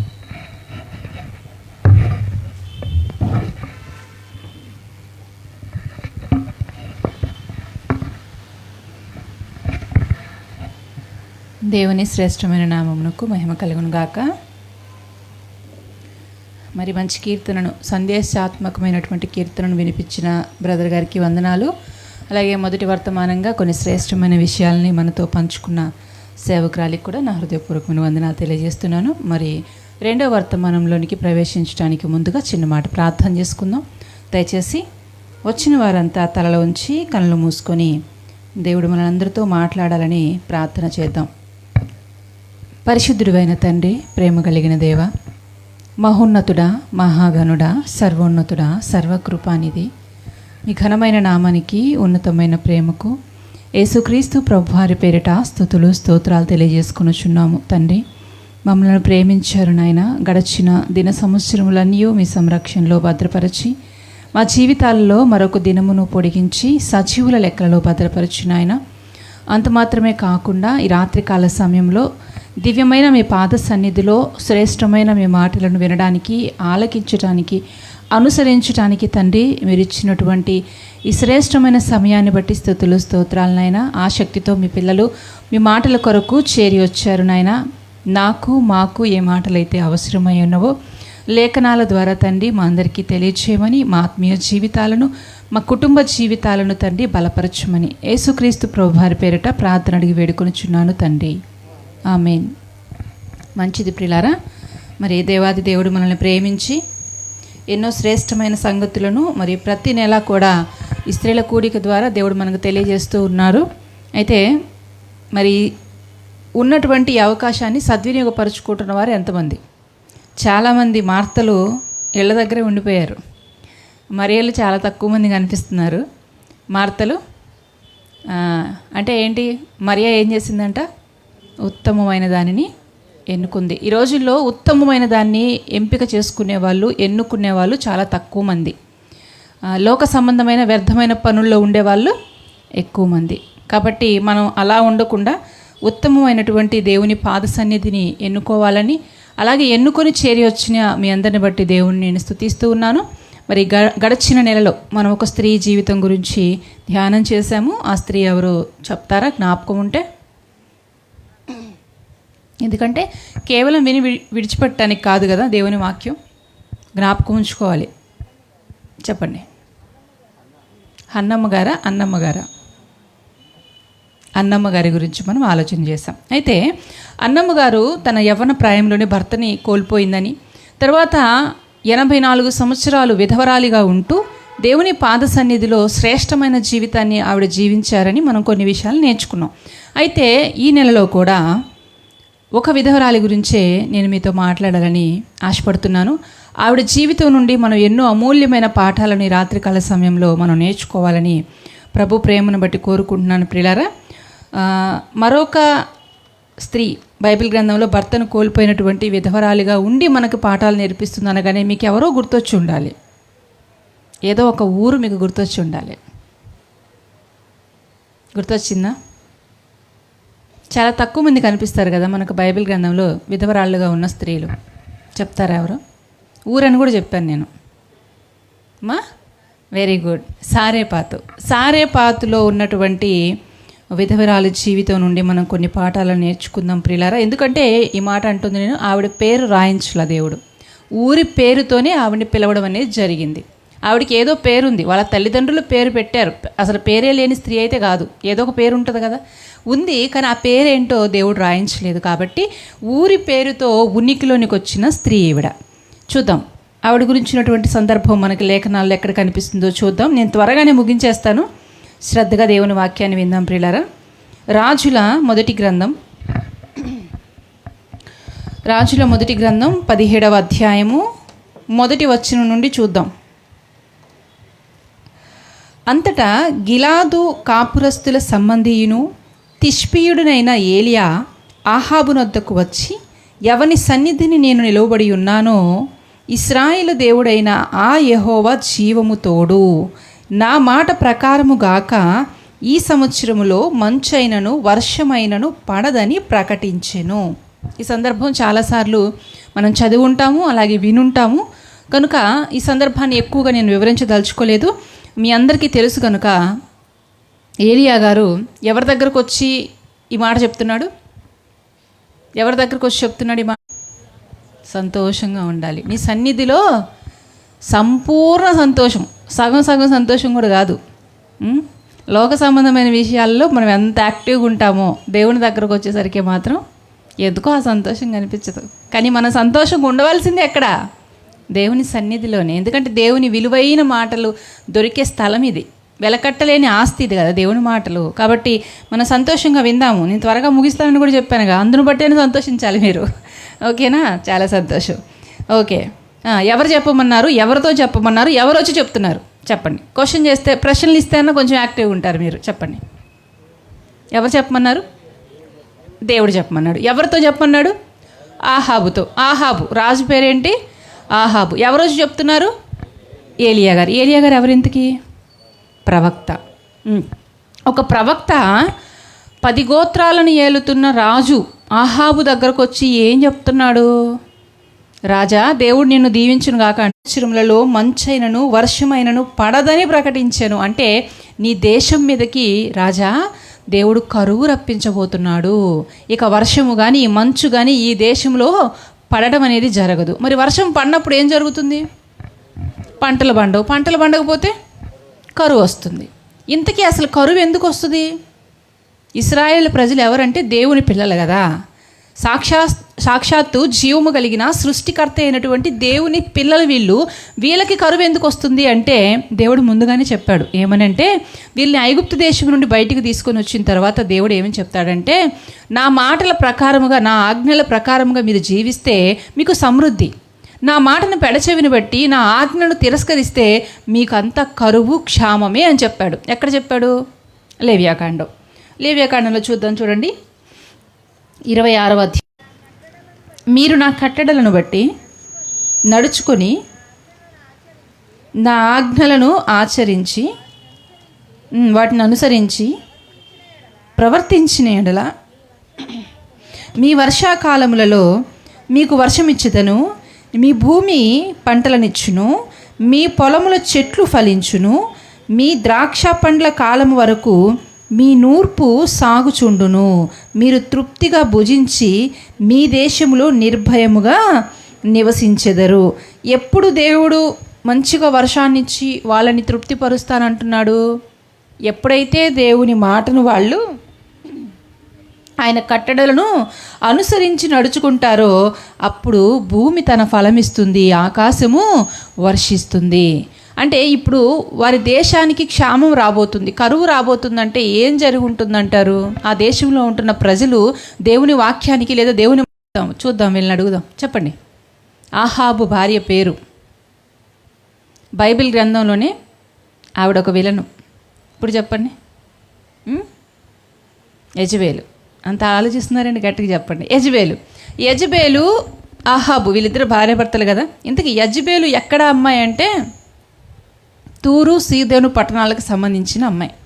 అక్కడి నుంచి వస్తూ వివాహం చేసుకొని అత్తగారింటికి వస్తూ ఏం తెచ్చుకుందో తెలుసా? మనమైతే వివాహం చేసుకున్న తర్వాత పుట్టింటి నుండి కొన్ని సారిగా తెచ్చుకుంటాం, లేదా మన పిల్లలకు కొంత సారిగా ఇచ్చి పంపిస్తాం. ఏమేమి ఇచ్చి పంపిస్తాము? సామాన్ ఇస్తాము, డబ్బులు ఇస్తాము, పట్టు చీరలు ఇస్తాము కదా. ఇలా ఎవరి స్తోమత కొలది వాళ్ళు ఇస్తారు. స్టీల్ సామాను, ఇత్తడి సామాను, రాగి సామాను, బంగారము, డబ్బు, ఇలా ఎవరి స్తోమతకు తగ్గట్టుగా వాళ్ళు ఇచ్చి పంపిస్తారు. ఆడపిల్లకి తెచ్చుకుంటారు ఆడవాళ్ళు. కానీ ఈవిడ అందుకు భిన్నంగా ఏం తెచ్చుకుందో తెలుసా? విగ్రహాలను తెచ్చుకుంది. పట్టు చీరలు పట్టుకు రాలేదు, విగ్రహాలను పట్టుకొచ్చింది. అంత మాత్రమే కాదు, విగ్రహాలను పూజించేటువంటి బయలు ప్రవక్తలను 450 మందిని తీసుకొచ్చింది. అర్థమవుతుందా? ఓకే, తీసుకొచ్చుకుంది. ఆవిడ విశ్వాసాన్ని బట్టి ఆవిడ తీసుకొచ్చుకుంది. ఆవిడ విశ్వాసాన్ని అనుసరించి నడుచుకుంటే పర్లేదు. కానీ ఏం చేస్తుందో తెలుసా? ఈ దేశంలో ఉంటున్న ప్రజలందరూ కూడా నా విశ్వాసం ఏదైతే ఉందో, అర్థమైంది కదా మీకు? చుట్టూ ఉన్న ప్రాంతాన్ని బట్టి నేను మైక్ లాగా చెప్తున్నాను. నా విశ్వాసం ఏదైతే ఉందో, నా దేవుడు ఎవరైతే ఉన్నారో ఆయన్నే మీరు పూజించాలి అని దేశంలో ఉన్న ప్రజలందరినీ కూడా విగ్రహారాధన వైపుకి నడిపిస్తుంది. ఇక ఆ దేశం పరిస్థితి ఏమీ బాగోలేదు, దేవుడు అనుకున్న విధముగా లేదు. అలా లేనప్పుడు ఆ పరిస్థితిని చూసిన దేవుడు ఏలియా గారిని లేపాడు. ఏలియా ఎవరంటే ఆయన ప్రవక్త. ఏలియా, నువ్వు వెళ్ళి ఆహాబుతో చెప్పు, నేను ఎందుకు రాజుగా నిలబెట్టాను నా ప్రజల మీద, ఆహాబు ఏం చేస్తున్నాడు, నువ్వు వెళ్ళి హెచ్చరించు అన్నప్పుడు ఏలియా వెళ్ళి వార్నింగ్ అని చెప్పొచ్చు, వార్నింగ్ ఇచ్చేశాడు. ఎంత ధైర్యం ఉండాలండి. ఏలియా గారు సామాన్యమైనటువంటి ఒక మనిషి. ఆహాబు రాజు, ఒక సాదాసీదా మనిషి రాజు దగ్గరికి వెళ్ళి మాటలు చెప్పాలంటే ఎంత ధైర్యం ఉండాలి, ఎన్ని గట్స్ ఉండాలి, మనకి ఈ భాషలో చెప్తే అర్థమవుతుంది కదా, ఎంత ధైర్యం ఉండాలి. కాబట్టి ఏలియా గారు వెళ్ళారు, చెప్పారు, వచ్చేసారు. వచ్చిన తర్వాత ఏం జరిగింది మీ అందరూ తెలుసు. ఇక కరువు ప్రారంభమైంది. అయితే ఆ దేశంలోనే ఎవరున్నారు? దేవునికి ఇష్టం లేని వారితో పాటుగా ఏలియా గారు కూడా ఉన్నారు కదా. మరి ఇప్పుడు ఆ కరువు యొక్క ప్రభావము, ఆ ఆకలి బాధ ఏలియా గారు కూడా అనుభవించాలి. మరి ఇప్పుడు ఆ ఏలియా గారిని ఏం చేయాలంటే ఆయన సేవ్ చేయాలనుకున్నాడు దేవుడు. సేవ్ చేయాలనుకొని ఏం చెప్తున్నాడు? కిందికి చదువుదాము. రాజుల మొదటి గ్రంథం 17వ అధ్యాయము కిందికి చదువుదాం. 2వ వచనం చదువుతున్నారు. పిమ్మట యెహోవా వాక్కు అతనికి ప్రత్యక్షమై, నీవు ఇచ్చటి నుండి తూర్పు వైపునకు పోయి యోర్దానుకు ఎదురుగానున్న కేరీతు వాగు దగ్గర దాగియుండుము. ఆ వాగు నీరు నీవు త్రాగుదువు. అచ్చటికి నీకు ఆహారము తెచ్చినట్లు నేను కాకోలములకు ఆజ్ఞాపించి తినని అతనికి తెలియజేయగా. ఇక దేవుడు ఏం చెప్తున్నాడంటే, ఏలియా నువ్వు నా కుమారుడు కదా, నా మాట ప్రకారం బ్రతుకుతున్నావు కదా, నిన్ను నేను సేవ్ చేస్తాను, నిన్ను నేను పోషిస్తాను అంటే ఓకే ప్రభు అన్నాడు. మరి ఎక్కడికి వెళ్ళమంటావయ్యా అంటే కేరీతు వాగుద్ది కదా యోర్దానికి ఎదురుగా, అక్కడ వెళ్ళి ఉండు. ఓకే ప్రభు ఉంటాను. మరి నా భోజనం సంగతి ఏంటి అంటే పంపిస్తాను. ఎవరి చేత పంపిస్తావయ్యా అంటే కాకుల చేత పంపిస్తానయ్యా అన్నాడు. అప్పుడు ఏలియా గారుండి, లేదా ఆయన స్థానంలో మనం ఉంటే ఏమంటావు? ప్రభువా ఏమన్నావు? ఇంకొకసారి నాకు అర్థం కాలేదంటావు. ఏమంటావు? ఇంకొకసారి చెప్పవా? ఏదో అన్నారు కానీ నాకు అర్థం కాలేదు. ఎవరి చేత పంపిస్తావయ్యా? కాకుల చేత పంపిస్తానయ్యా. అవునా, సరే ప్రభువా. మనమైతే ఏమంటాం? ఏంటి ప్రభు ఏం మాట్లాడుతున్నావు? కాకి బుద్ధి తెలుసా నీకు?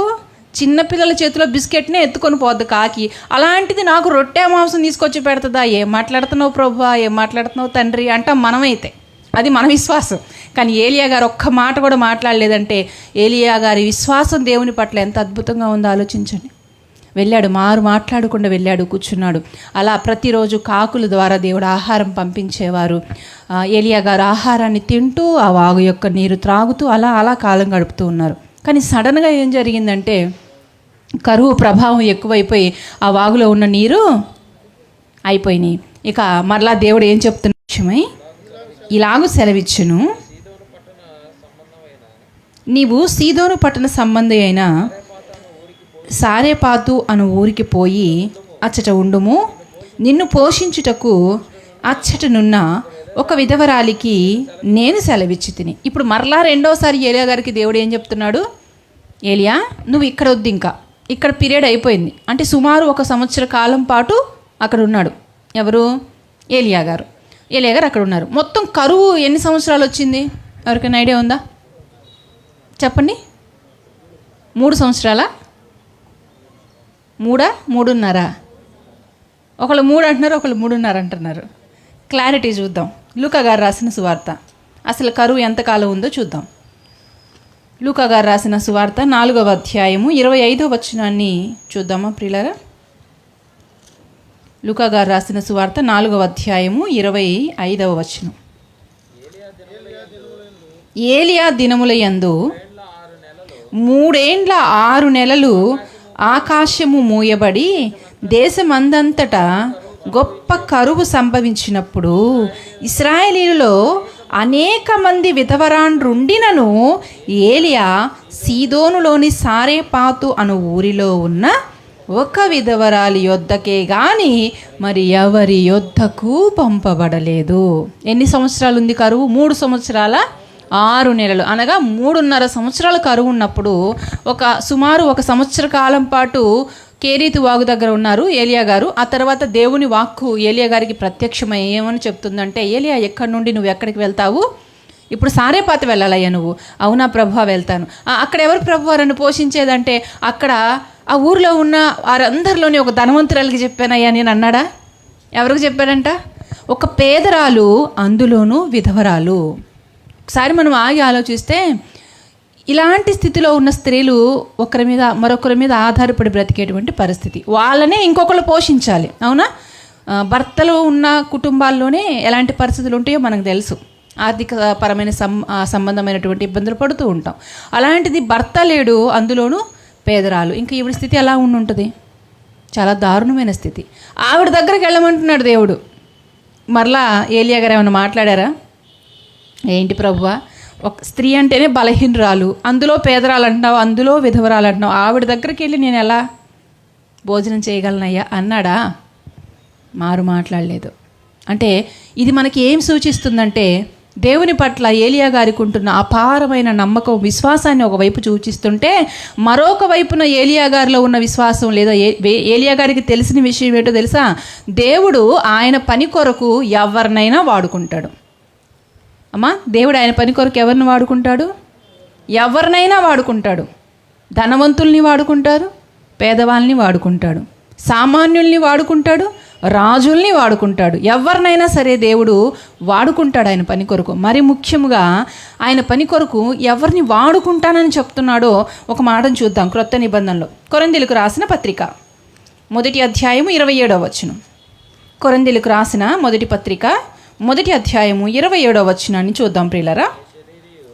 ఏ శరీరియు దేవుని ఎదుట అతిశయింపకుండునట్లు, చూడండి ఈ మాటలు జాగ్రత్తగా చదవండి. జ్ఞానులను సిగ్గుపరచుటకు లోకములో నుండి వెర్రివారిని దేవుడు ఏర్పరచుకొని ఉన్నాడు.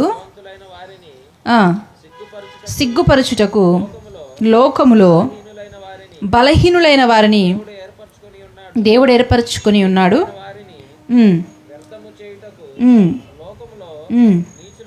నీచులైన వారిని, తృణీకరింపబడిన వారిని, ఎన్నిక లేని వారిని దేవుడు ఏర్పరచుకొని ఉన్నాడు. దేవుడు ఎలాంటి వారిని ఏర్పరచుకున్నాడంట? మా లోకంలో నుండి జ్ఞానులను సిగ్గుపరచుటకు వెర్రివారిని, బలవంతులను సిగ్గుపరచుటకు బలహీనులను దేవుడు ఏర్పరచుకున్నాడంట. ఎందుకయ్యా ఇలాంటి వాళ్ళని ఏర్పరచుకుంటున్నావు అంటే, అంటే దేవుడు ఏర్పరచుకుంటున్న ప్రజలు బలహీనులే, కానీ నిలబెట్టుకుంటున్న ఆయన ఎవరు? బలవంతుడు. బలవంతులను ఏర్పరచుకుని ఆయన పని జరిగించుకుంటే ఆ క్రెడిట్ అంతా ఎవరికి వెళ్తుంది? బలవంతుడు కాబట్టి చేశాడండి, జ్ఞానవంతుడు కాబట్టి చేశాడండి, డబ్బు ఉంది కాబట్టి చేశాడండి, అంత బాగుంది కాబట్టి చేశాడండి అని క్రెడిట్ ఎవరికి వెళ్ళిపోద్ది? మనిషికి వెళ్ళిపోద్ది. కానీ ఏదీ లేని వారిని నిలబెట్టుకొని పని జరిగించుకుంటే ఆ ఘనత ఎవరికి వెళ్తుంది? దేవునికి వెళ్తుంది. అది ఈ పని చేయడానికి ఈ మనిషి సామర్థ్యం సరిపోదే, కానీ ఈ మనిషి ఎలా చేయగలిగాడంటే ఈ మనిషి కాదు, ఈ మనిషి వెనక ఉన్న దేవుడు జరిగించాడు. మనందరికీ తెలుసు గొలియాతు దావీదు గారి యొక్క సందర్భం. వాస్తవానికి కొద్దిసేపు ఆ సీన్లో దేవుడిని మనం పక్కన పెట్టేసి వీళ్ళిద్దరినే యుద్ధంలో నిలబెడితే ఎవరు గెలుస్తారు? గొలియాతే. ఎందుకని? చాలా ఎత్తున్నాడు, చాలా లావున్నాడు, చాలా యుద్ధ విద్యలు తెలుసు. కానీ దావీదు గారు చాలా చిన్నవాడు, బాలుడు, చాలా తక్కువ ఎత్తు, చాలా తక్కువ బలం, యుద్ధ విద్యలు కూడా తెలియదు.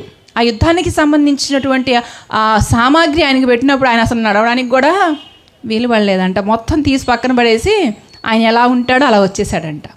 వచ్చినప్పుడు ఎవరు గెలవాలంటే గొలియాతు గెలవాలి. కానీ అందుకు భిన్నంగా దావీదు గెలిచాడంటే యుద్ధం చేసింది ఎవరు?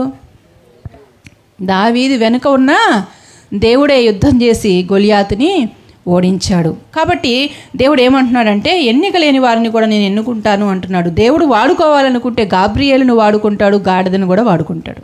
అవునా? గాబ్రియేలును వాడుకున్నాడా? వాడుకున్నాడు. గాడిదని వాడాడా? వాడాడు. దేవుడు వాడుకోవాలంటే ఆయనకు అనర్హులు ఎవరూ కారు, అందరినీ కూడా దేవుడు వాడుకుంటారు. అయితే ఒక కండిషన్, మనం సిద్ధంగా ఉండాలి. ప్రభువా నేనున్నానయ్యా, నన్ను వాడుకో అంటే, ఒకవేళ నీకు జ్ఞానం లేదా, నో ప్రాబ్లం, ఆయన ఇచ్చేసి వాడుకుంటాడు. నీకు శక్తి లేదా, నీకు బలం లేదా, నీకు ఆరోగ్యం లేదా, నీకు ఆస్తి లేదా, డబ్బు లేదా, నీకు ఏది లేకపోయినా పర్లే, అన్నీ నేనిచ్చి వాడుకుంటాను. కానీ నువ్వేం చేయాలి? నేనున్నాను ప్రభువా అని కంప్లీట్గా సరెండర్ అయిపోవాలి, దేవునికి సమర్పించేసుకోవాలి దేవునికి. అప్పుడు ఆయనే వాడుకుంటాడు. చాలామంది అంటారు, అమ్మో వాక్యం చెప్పాలక్క, అంత జ్ఞానం మాకు లేదు, అమ్మో దేవుని పరిచర్య అందుకు వేరే వాళ్ళు ఉంటారులే, మేము సమర్థులమే కాదు. కాదు కాదు నువ్వు సమర్పించుకొని నిలబడు దేవునికి. నేను ఎలా నిలబెట్టుకొని వాడుకోవాలో ఆయనకి తెలుసు. ఆయనకి సలహాలు ఇచ్చే అంత జ్ఞానవంతులం కాదు కదా మనం. కాబట్టి ఇక్కడ ఏలియా గారు ఏమనుకున్నారంటే, నా దేవుడు వాడుకోవాలనుకుంటే ఎవరినైనా వాడుకుంటాడు కనుక ఆ విధవరాల దగ్గరికి వెళ్ళమంటున్నాడు, నేను మాట్లాడకుండా వెళ్తాను అనుకొని బయలుదేరాడండి. ఎక్కడికి? సరే బతికి బయలుదేరి అట్లా ఊర్లోకి ఎంటర్ అవ్వగానే వెతకపోయిన తీగ కాలికి తగిలినట్టు ఆవిడ కనిపించారు. ఎవరావిడ చదువుదాం చూడండి. మళ్ళీ వచ్చేసేయండి రాజుల మొదటి గ్రంథంలోనికి. రాజుల మొదటి గ్రంథం 17వ అధ్యాయం కంటిన్యూ చేద్దాం ఆ వచనాన్ని. కిందికి వచ్చేసేయండి.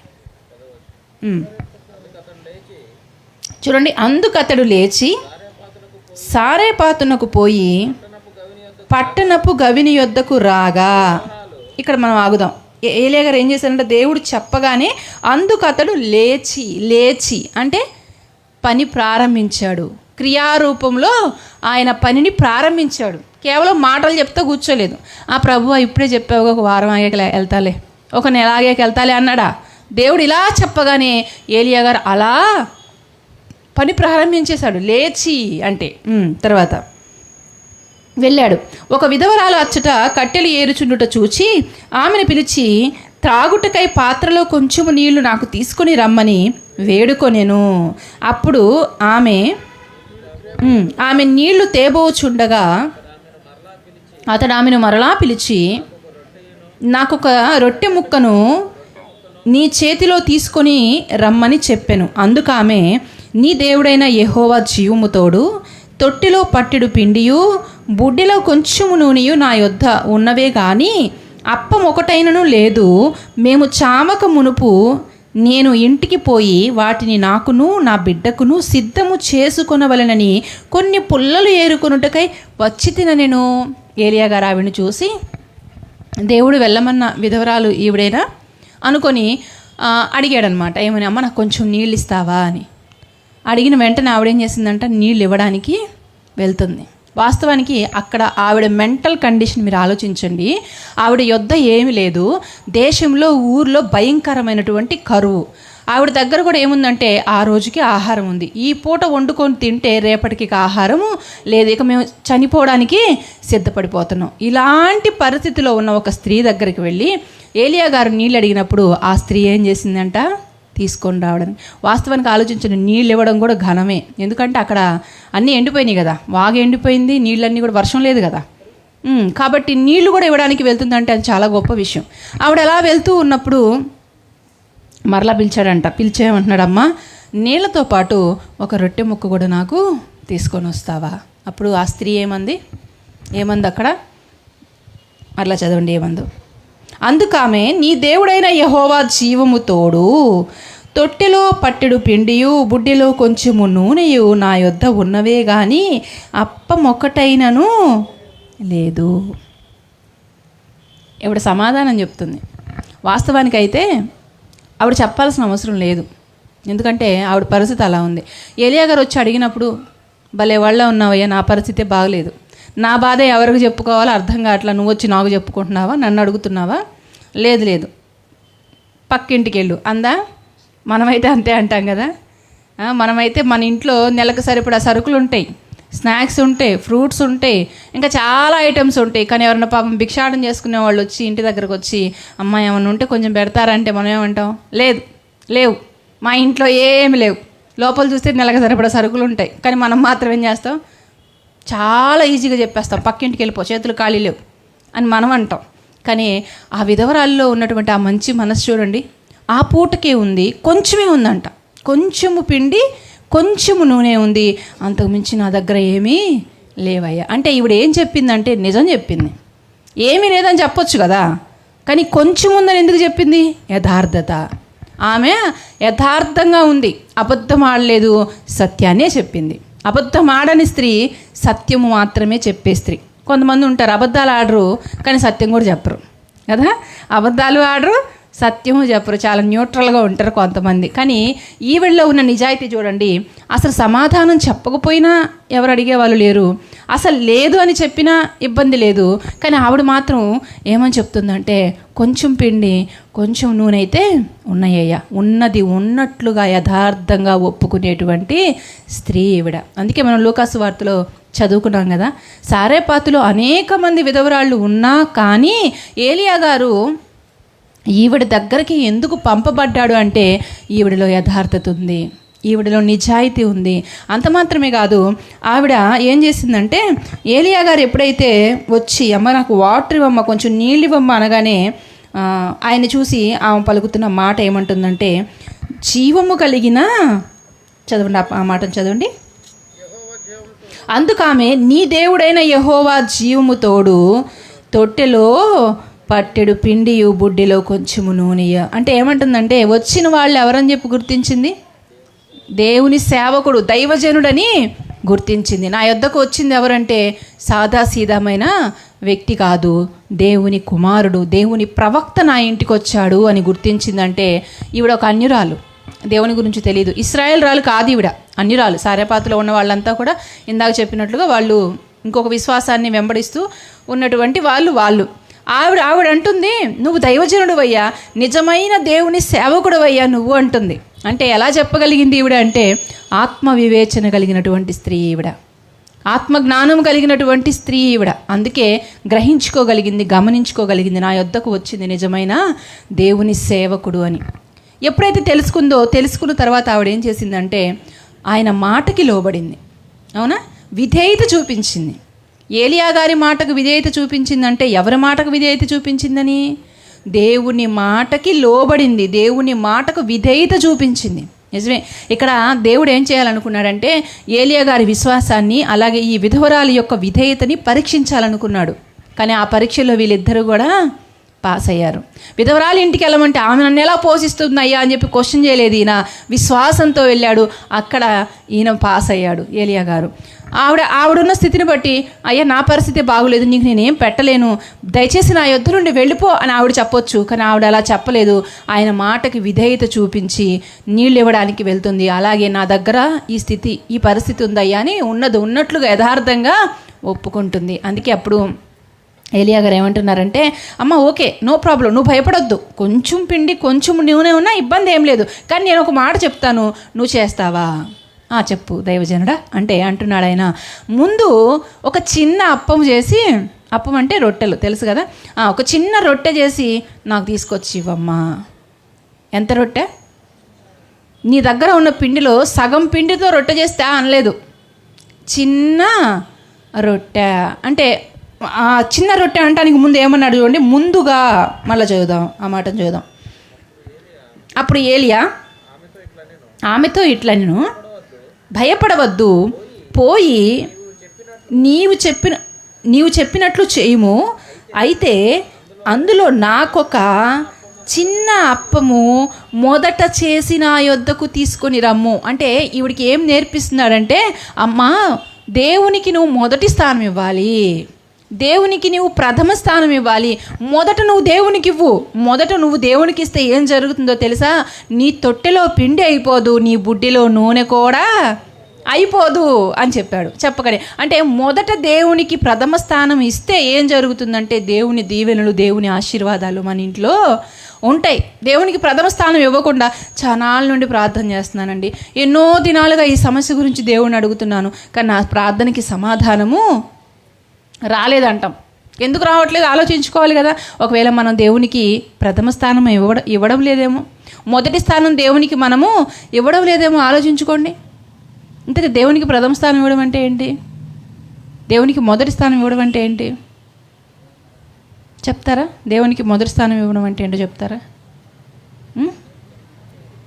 పర్లేదు చెప్పండి, అంటే చెప్పండి. దేవునికి మొదటి స్థానం ఇవ్వడం అంటే ఏంటి? దేవుడు చెప్పినట్టు చేయటం. Very good. ఇంకా అంతే, దేవుడు ఏదైతే చెప్తాడో ఆ మాటని తూచా తప్పకుండా చేయడం. దేవుడు ఏదైనా వద్దు అంటే చేయకూడదు, దేవుడు చెయ్యి అంటే చేయాల్సిందే. అదే దేవునికి ప్రథమ స్థానం ఇవ్వడం అంటే. అదే చేస్తుంది కదా దేవుడా, చెప్పింది చెప్పినట్లుగా చేస్తుంది, దేవునికి మొదటి స్థానం ఇస్తుంది, దేవునికి ప్రథమ స్థానం ఇస్తుంది. కనుకనే ఆ తరువాత ఆవిడ కుటుంబంలో, ఆవిడ జీవితంలో దేవుని యొక్క అద్భుత కార్యాలను ఆవిడ చూడగలిగింది. అవునండి, నిజంగానే దేవునికి ప్రథమ స్థానం ఇచ్చేవారి జీవితాల్లో ఎప్పుడు ఎవరిని వారి జీవితాల్లోకి తీసుకురావాలో దేవుడికి తెలుసు. చూడండి, అక్కడ కేరీతు వాగు ఎండిపోబట్టే కదా ఇక్కడికి వచ్చాడు ఈయన. అక్కడ ఆ వాగు ఎండిపోకపోతే ఇక్కడికి రాడుగా ఈయన. ఇక్కడికి వచ్చాడు. ఆమె ప్రథమ స్థానాన్ని దేవునికి ఇచ్చింది కనుకనే ఈవిడ ఇంటికి, ఈవిడ కుటుంబంలోనికి ఏలియా గారు వచ్చారు కనుకనే ఆవిడ కుటుంబంలో సమృద్ధి అనేది వచ్చింది. ఆవిడ కుటుంబం ఆశీర్వదించబడ్డం మాత్రమే కాదులే కానీ అనేక మందికి ఆశీర్వాదకరంగా ఆ కుటుంబం మారిపోయింది. ఆ రోజు నుంచి అంట ఆ ఇంటికి అందరూ వచ్చేవాళ్ళంట. అంతకుముందు ఎవరు వచ్చేవాళ్ళు లేరు. కానీ ఏలియా గారు వచ్చిన తర్వాత ఎప్పుడైతే పిండి తొట్టిలో బుడ్డిలో నూనె ఉబుకుతూ వస్తున్నాయో అప్పుడు ఎంతమంది ఉన్నారో చూడండి. 25 15వ వచనాన్ని చూద్దాం. ఇశ్రాయేలు దేవుడైన యెహోవా సెలవిచ్చి ఉన్నాడు అనెను. అంతటా ఆమె వెళ్ళి ఏలియా చెప్పిన మాట చొప్పున చేయగా అతడును ఆమెయు ఆమె ఇంటివారును అనేక దినములు భోజనము చేయుచూ వచ్చిరి. యెహోవా ఏలియా ద్వారా సెలవిచ్చిన ప్రకారము తొట్టిలో ఉన్న పిండి తక్కువ కాలేదు, బుడ్డిలో ఉన్న నూనె అయిపోలేదు. చూసారా, దేవునికి ప్రథమ స్థానం ఇవ్వడం వల్ల ఏం జరిగింది? అనేక మంది ఆ ఇంటికి వచ్చేలా చేశాడంట దేవుడు. అంతకుముందు ఎవరైనా వచ్చారా? రారు. ఎందుకంటే పేదవాళ్ళ ఇంటికి ఎవరు వస్తారు? ధనవంతుల ఇంటికి వెళ్తే బాగుంటుంది. పేదవాళ్ళ ఇంటికి, అందులో విధవరాళ్ళ ఇంటికి వెళ్తే ఏం పెడుతుంది ఆవిడ, ఏం చూస్తుంది ఆవిడ? రారు. కానీ ఇప్పుడు మాత్రం ఏం జరుగుతుంది? అందరూ ఆవిడ ఇంటికి వస్తున్నారు. ఎందుకని? దేశమంతా కరువు ఉంది, కానీ ఆ విధవరాలి ఇంట్లో అంట నూనె పిండి వస్తూనే ఉన్నాయంట, తీసే కొద్ది వస్తున్నాయంట. మనం అక్కడికి వెళ్తే మనకు భోజనము దొరుకుతుంది కనుక మనం అక్కడికి వెళ్దామని చెప్పుకొని ఊరంతా కూడా ఏం చేస్తున్నారు?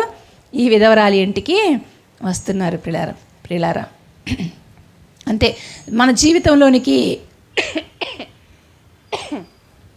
దేవుడు ఎప్పుడు ఎవరిని ఎలా పంపించాలో అది ఆయనకే బాగా తెలుసు.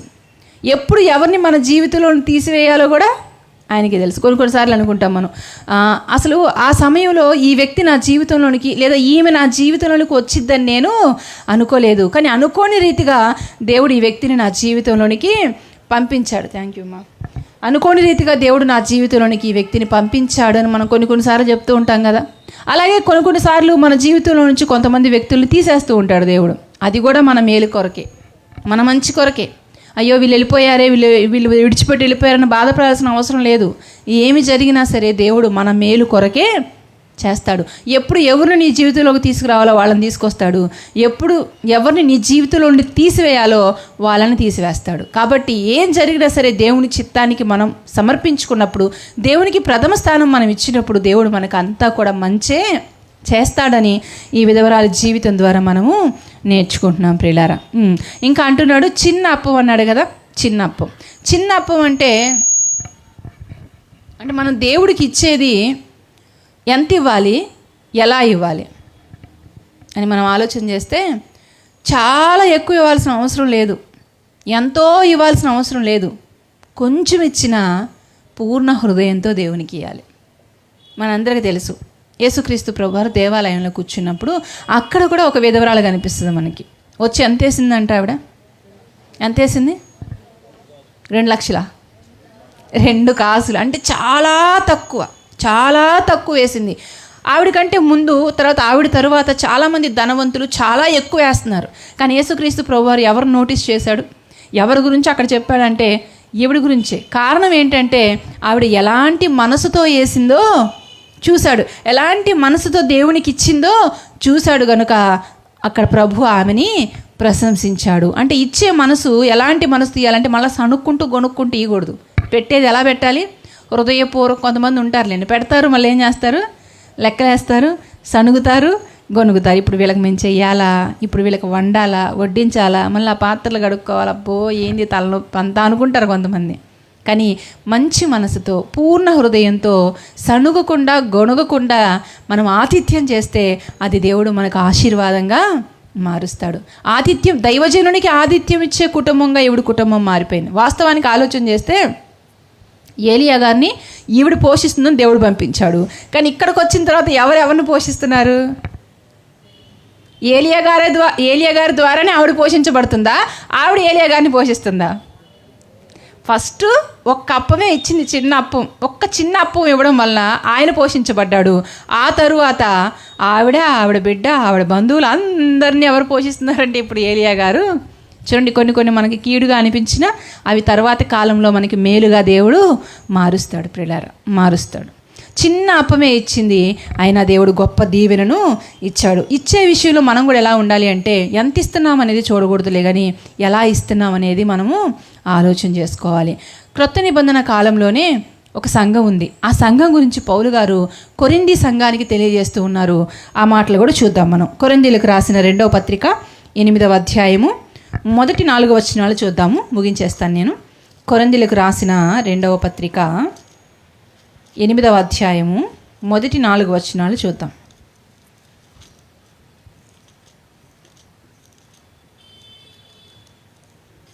8వ అధ్యాయము మొదటి 4 వచనాలు. సహోదరులారా, మాసిదోనియా సంఘములకు అనుగ్రహింపబడి ఉన్న దేవుని కృపగూర్చి మీకు తెలియజేయుచున్నాను. ఏలయనగా వారు బహుశ్రమల వలన పరీక్షింపబడగా అత్యధికముగా సంతోషించిరి, మరియు వారు నిరుపేదలైనను వారి దాతృత్వము బహుగా విస్తరించెను. ఈ కృప విషయంలోను పరిశుద్ధుల కొరకైన పరిచర్యలో పాలు పొందు విషయంలోను మనపూర్వకముగా మమ్మను వేడుకొనుచు వారు తమ సామర్థ్యము కొలదియేగాక సామర్థ్యము కంటే ఎక్కువగా తమంతటి తామే ఇచ్చిరని మీకు సాక్ష్యం ఇచ్చుచున్నాను. ఇక్కడ పౌలు గారు ఏ సంఘం గురించి చెప్తున్నారు చెప్పండి?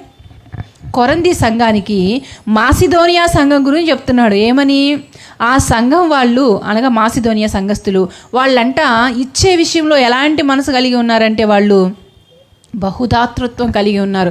అయితే ఇస్తున్న వాళ్ళ స్థితి ఏంటి అంటే వాళ్ళు ధనవంతుల, పేదవాళ్ళు కూడా కాదు, నిరుపేదలు అని రాయబడింది. పేదవాళ్ళు వేరు, నిరుపేదలు వేరు. తెలుసు కదా? పేదలు అంటే ఎవరు మనం అనుకోవచ్చు, ఎంతో కొద్ద మన ఇంట్లో ఉంది, ఓకే, తినటానికి ఉండటానికి కట్టుకోవడానికి ఉంది. కానీ నిరుపేదల పరిస్థితి ఎలా ఉంటుందో తెలుసా? ఏ పూటకు ఆ పూట తెచ్చుకుంటేనే వాళ్ళకి జరుగుతుంది ఇల్లు. అలాంటి స్థితిలో ఉన్నటువంటి నిరుపేదలైన వీళ్ళంట వారి సామర్థ్యము కొలదే కాదులే కానీ సామర్థ్యానికి మించి చేశారంట. చూడండి, దేవునికి ఉండిస్తే గొప్ప ఏముందండి? అంతేనా? ఉన్న దానిలో కొంత ఇస్తే గొప్ప కాదు, నీకు లేకపోయినా సరే నువ్వు ఇస్తావు చూడు, నువ్వు చేస్తావు చూడు, అది గొప్ప విషయం. అంతేనా? మొన్న లాస్ట్ మంత్ జనవరిలో శ్రీలగుడికి జరిగినప్పుడు విజయ అక్క అనుకుంటాను, అక్క ప్రార్థన చేయించుకోవడానికి వచ్చి అంటున్నారు, అమ్మ ఈ సంవత్సరం నేను తీసుకున్న తీర్మానం ఏంటంటే, దేవా నేను అనేకులకు ఇచ్చేదానిగా ఉండాలయ్యా, దైవ సేవకులకు ఆతిథ్యం చేసేదానిలాగా ఉండాలయ్యా, నా చెయ్యి పెట్టే చెయ్యిగా ఉండాలయ్యా, నన్ను ఇలా దీవించయ్యా, నేను ప్రార్థన చేసుకున్నాను అందండి. నిజంగా ఆ మాట నా మనసుకు చాలా హత్తుకుంది. చాలామంది దేవుని సన్నిధిలో ఏం అడుగుతారంటే, అయ్యా నాకు ఇవ్వయ్యా, నాకు పెట్టయ్యా, నన్ను చూడయ్యా, నాకు ఇవ్వయ్యా అంటారు. కానీ అక్క ఏమంటుంది? నేను ఇతరులకు పెట్టాలయ్యా, నా చేతుల్ని బలపరిచయ్యా. నిజంగా చాలా సంతోషం అనిపించింది నాకు. అలాంటి మనసు చాలా తక్కువ మందికే ఉంటుంది. అలాంటి మనసు దేవుడు అంత మంచి మనసుని మరి సంఘంలో ఉంటున్న సహోదరాలకి ఇచ్చాడు. ప్రియులారా, అలాంటి వారిని దేవుడు నిలబెట్టుకొని వాడుకుంటాడు. మన దగ్గర ఏమి లేకపోయినా పర్లేదు. ప్రారంభంలో నేను చెప్పాను కదా, మన దగ్గర ఉండాల్సిన అవసరం లేదు. నువ్వు నిలబడు, పెట్టే మనసు నువ్వు కలిగి ఉండు, నీకు ఏ విధముగా ఇవ్వాలో ఆ విధముగా ఇచ్చి నీ చేత ఆయన పనిని జరిగించుకుంటాడు. ఇచ్చే గుణమే దేవుడు మెచ్చే గుణము. పెట్టే చేతిని దేవుడు ఏం చేస్తాడంటే ఆశీర్వదిస్తాడు. బిగబట్టే చేతుల్ని దేవుడు ఆశీర్వదించడు.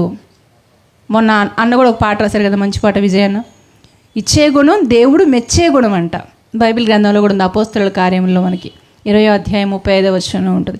పుచ్చుకొనుట కంటే ఇచ్చుట ధన్యం. ఎవరు ధన్యులంట? ఇమ్మని తీసుకునేవాళ్ళు కాదు, ఎప్పుడు పుచ్చుకునేవాళ్ళు కాదు, ఇచ్చేవాళ్ళే ధన్యులు. కొంతమంది ఉంటారు, ఎంత తిన్నా తృప్తి ఉండదు, ఇంకా ఇవ్వండి, ఇంకా ఇవ్వండి. ఎంత తీసుకున్న వాళ్ళు కాదు ధన్యులు, తీసుకున్న వాళ్ళు కాదు ఆశీర్వదించబడేది, ఇచ్చేవాళ్ళు ధన్యులు, ఇచ్చేవాళ్ళు ఆశీర్వదించబడతారు. ఏ జాబితాలో ఉంటావు? ఏ గుంపులో ఉందామని ఆశపడుతున్నారు మీరు? ఇచ్చే గుంపులోనే ఉంటారా? ఇచ్చే గుంపులు. నాకేముందమ్మా, నిజమే నువ్వు అన్నట్లుగా నాకు ఉంది ఇవ్వాలని, నాకు ఉంది చెయ్యాలని, కానీ మా పరిస్థితి అలా అన్న వాళ్ళకి ఈ సంఘం నిలబడుతుంది ఎదురు. నిరుపేదలంట వాళ్ళ సామర్థ్యానికి మించి వాళ్ళ తల తాకట్టు పెట్టైనా సరే తీసుకొచ్చి దేవుని పనికి వాళ్ళు ఇచ్చేవాళ్ళంట. నిజమేనండి, ఇచ్చేవాళ్ళు లేకపోతే దేవుని పరిచర్య ముందుకు ఎలా వెళ్తుంది? పరిచర్య ముందుకెళ్ళాలి అంటే ఇచ్చేవాళ్ళు ఉండాలి, పరిచర్యకు సహకరించే వాళ్ళు ఉండాలి. మొదటి శతాబ్ద కాలంలో అంత వేగంగా పరిచర్య ముందుకెళ్ళిపోయింది. అన్ని ఆత్మలు సంఘంలోకి చేర్చబడి అంటే కారణం ఏంటో తెలుసా? సంఘంలోనికి చేర్చబడిన వాళ్ళు చేసిన పని ఏంటో తెలుసా? తమ స్థిరాస్తులను అమ్మి వాళ్ళు అపోస్తుల పాదముల యొద్ద, నిజంగా ఆ మాట నాకు భలే అనిపిస్తుందండి. డబ్బు తీసుకొచ్చి వాళ్ళు ఎక్కడ పెట్టారంట అంటే, డబ్బు ఉండవలసిన స్థానం ఏంటి? పాదాల దగ్గర పెట్టుకోవాలి. కానీ ఈరోజు మనుషులు ఏం చేస్తున్నారు? నెత్తిన పెట్టుకుంటున్నారు డబ్బులు. ₹1 కింద పడితే ఏం చేస్తాం? అమ్మో, ఆ చెంపకి ఈ చెంపకి కొట్టుకొని జోబులో వేసుకుంటాం. ఎందుకని? అమ్మ బాబోయ్, డబ్బు ఉండవలసిన స్థానం ఏంటో తెలుసా? మన పాదాలు ప్రియులారా.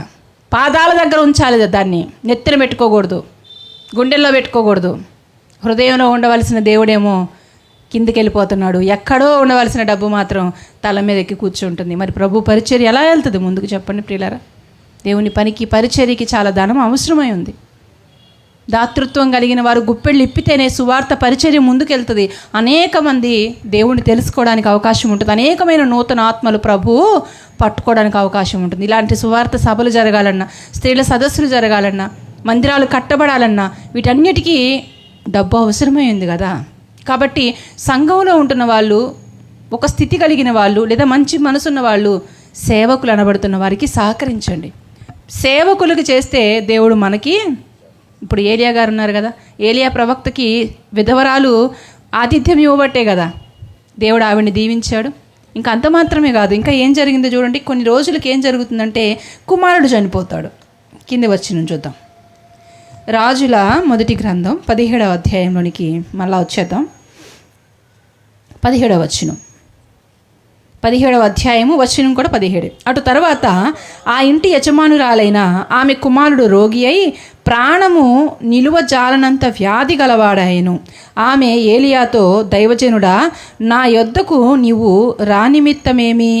నా పాపములు నాకు జ్ఞాపకము చేసి నా కుమారుని చంపుటకై నా యొద్దకు వచ్చితివా అని మనవి చేయగా, ఏం జరిగిందంటే, మరి ఏ వ్యాధి వచ్చిందో తెలీదు, బాబు చనిపోయాడు. చనిపోయినప్పుడు ఆవిడ ఏం మాట్లాడుతుందంటే, దైవజనుడా, నేను ఇంతకు ముందు చేసిన పాపాలని నాకు గుర్తు చేయడానికి నా ఇంటికి వచ్చావా? నువ్వు ప్రార్థన చేయటం వల్లే నా పిల్లవాడు చనిపోయాడా అని మాట్లాడుతుంది. ఎందుకు అలా మాట్లాడుతుందంటే, పిల్లలు చనిపోయినప్పుడు తల్లిదండ్రులుగా ఉంటున్న వారికి విచక్షణ పనిచేయదు. ఎందుకంటే వాళ్ళు ఉన్న బాధలో అలా మాట్లాడేస్తారు. ఆ బాధ అలా మాట్లాడించిద్ది అనమాట. ఈవిడ కూడా బాధపడుతూ ఆ బాధలో మాట్లాడుతున్న మాటలు అవి. ఆ తర్వాత ఏలియా గారు ఏం చేశారంటే, మళ్ళీ ప్రార్థన చేశాడు. ప్రార్థన చేసిన తర్వాత కుమారుడు ఏం చేయబడ్డాడు? బ్రతికించబడ్డాడు. ఎంత గొప్ప సందర్భం చూడండి. ఇంకో విచిత్రం చెప్పమంటారా? బైబిల్ గ్రంథంలోనే మొట్టమొదటిగా చనిపోయిన వ్యక్తి బ్రతికింపబడడం ఇదే మొట్టమొదటి సందర్భం. ఆ తర్వాత ఎలీషా గారు, ఆ తర్వాత యేసుక్రీస్తు ప్రభువు చనిపోయిన వాళ్ళని లేపారు.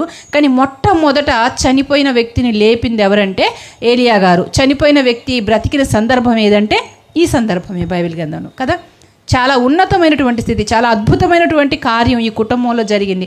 చనిపోయిన వ్యక్తి కూడా తిరిగి బ్రతికింపగలిగింది ఏంటంటే దైవజనులకి మనం ఇచ్చే ఆతిథ్యం. మన అందరికీ తెలుసు కదా, ఆతిథ్యం. కొంతమంది అంటే ఎరుగకయే దేవదూతలకి ఆతిథ్యం ఇచ్చారంట. తద్వారా ఏం పొందుకున్నారు? కుమారుణ్ణి. ఎవరు వాళ్ళు? అబ్రహాము, శారమ్మ గారు. ఆతిథ్యం వలన పిల్లలు పుడుతున్నారు. ఆతిథ్యం వలన చచ్చిపోయిన పిల్లలు బ్రతుకుతున్నారు. ఆతిథ్యం వలన కరువులో కూడా చాలా సమృద్ధి ఉంటుంది, లేమిలో కూడా కలిమి ఉంటుంది. కాబట్టి ముఖ్యంగా క్రైస్తవ స్త్రీలమైన మనం ఆతిథ్యం విషయంలో బాధ్యత మందే. ఎందుకంటే పురుషులు మనకు అవసరమైన తీసుకొచ్చి ఇవ్వమంటే ఇస్తారు, కానీ వండి వార్చి ఆతిథ్యం ఇవ్వాలంటే వాళ్ళ వల్ల కాదు. చేయాల్సిన బాధ్యత ఎవరిది? మందే. చాలా చక్కని ఆతిథ్యం ఇచ్చే అవకాశం దేవుడు మనకిచ్చాడు. ఈ సందర్భంలో మరి ఆంటీ వాళ్ళ గురించి కూడా చెప్పగలను. ఉప్పలపాడ ఆంటీ గారు కానివ్వండి, గుంటూరులో ఇక్కడ ఉన్న ఆంటీ గారు కానివ్వండి, ఆంటీ పేరు మర్చిపోయాను నేను, సుశీల ఆంటీ కానీ, ఈ ఆంటీ గారు కానీ చక్కగా మేము వచ్చినప్పుడు చక్కని ఆతిథ్యం ఇస్తారు. చాలా దేవుని ప్రేమను మాకు కనపరుస్తూ ఉంటారు. వీళ్ళే ఉండి చేయట్లేదు, వీళ్ళు కూడా దీన స్థితిలో ఉండే చేస్తున్నారు. కానీ వీరు చేస్తున్న దానికి దేవుడు ఖచ్చితంగా వీరికి ప్రతిఫలం ఇస్తున్నాడు కూడా. వారి బిడ్డల విషయంలో ఆ దీవెనలు, ఆశీర్వాదాలు మనము చూస్తూనే ఉన్నాము. కాబట్టి దేవుని పేరిట మనం ఏం చేసినా సరే అది వృధాగా పోదు. ఆయన పేరిట చన్నీళ్ళు ఇచ్చినా సరే ఫలాన్ని పోగొట్టుకోరు. క్రీస్తునందు ప్రయాస వ్యర్థము కాదు. అందుకే ఒక మంచి మాట చివరిగా చూపించి నేను ముగించేస్తాను. మరి దేవుడు ఎలా ఇస్తానంటున్నాడో చూద్దాం. లూకా గారు రాసిన సువార్త 6వ అధ్యాయము 38వ వచనం. లూకా గారు రాసిన సువార్త 6వ అధ్యాయము 38వ వచనాన్ని త్వరగా చదివి సహాయం చేయండి. క్షమించుడి, అప్పుడు మీరు క్షమించబడుదురు. అమ్మా, ఇయ్యుడి, అప్పుడు మీకు ఇయ్యబడును. కుదించి దిగజారునట్లు నిండు కొలతను మనుషులు మీ ఒడిలో కొలుతురు, మీరు ఈ మాటను జాగ్రత్తగా వినండి. మీరు ఏ కొలతతో కొలుతురో ఆ కొలతతోనే మీకు మరలా కొలవబడును. దేవుడు ఏమంటున్నాడు? మీరు ఎంతైతే పెడతారో, మీరు ఎంతైతే ఇస్తారో, ఏ కొలతతో అయితే ఇస్తారో ఆ కొలతతో మళ్ళీ నేనేం చేస్తాను, మీకు తిరిగి ఇవ్వడం వల్ల మనం పోగొట్టుకునేది ఏం లేదు, పొందుకుంటాం మళ్ళీ. అవునా? ఇచ్చేస్తే అయిపోయిద్దేమో, తరిగిపోయిద్దేమో, ఆస్తి డబ్బులు అయిపోతాయేమో, ఆహారం అయిపోయిద్దేమో అనుకుంటాం మనం. కానీ ఇవ్వడం వల్ల దేవుడు ఏమంటున్నాడు, మీరు ఎంతైతే ఇస్తారో మీకు కొలిచి మరి నేను మీకు ఇస్తాను. కొంతమంది ఉంటారు ఇచ్చేటప్పుడు ఒక కొలతతో ఇస్తారు, అడిగేటప్పుడు ఇంకొక కొలతతో తీసుకుంటారు దేవుడి దగ్గర కదా. మనం అలా ఉండకూడదు. మనం ఎలాంటి మనసుతో ఎంతైతే ఇస్తున్నామో దేవుడు కూడా ఏం చేస్తాడు, మనల్ని అలాగే దీవిస్తాడు. ఇంకొక మాట చెప్పాలంటే అంతకంటే ఎక్కువగానే దీవిస్తాడు. ఎందుకని అంటున్నానంటే, మన చేయి పెద్దదా, దేవుని చేయి పెద్దదా? ఇది మీకు అర్థం అవ్వాలంటే, ఒక తల్లి తన పిల్లవాడిని తీసుకొని బంధువుల ఇంటికి వెళ్ళిందంట. అలా వెళ్ళినప్పుడు బంధువులు ఇంటికి వెళ్ళిన తర్వాత మరి స్నాక్స్ ఏమైనా తెచ్చి పెడతారు కదా, చిన్నపిల్లలు వచ్చారంటే, పల్లీలు తీసుకొచ్చి ఒక బౌల్లో అక్కడ పెట్టిందంట ఆవిడ. అక్కడ పెట్టి తీసుకో నాన్న అంటుందంట ఆ చిన్న బాబుని. ఆ బాబు అంట, ఆహా వద్దా ఆంటీ అంటున్నాడంట. తీసుకో నాన్న పర్లేదు అందంట.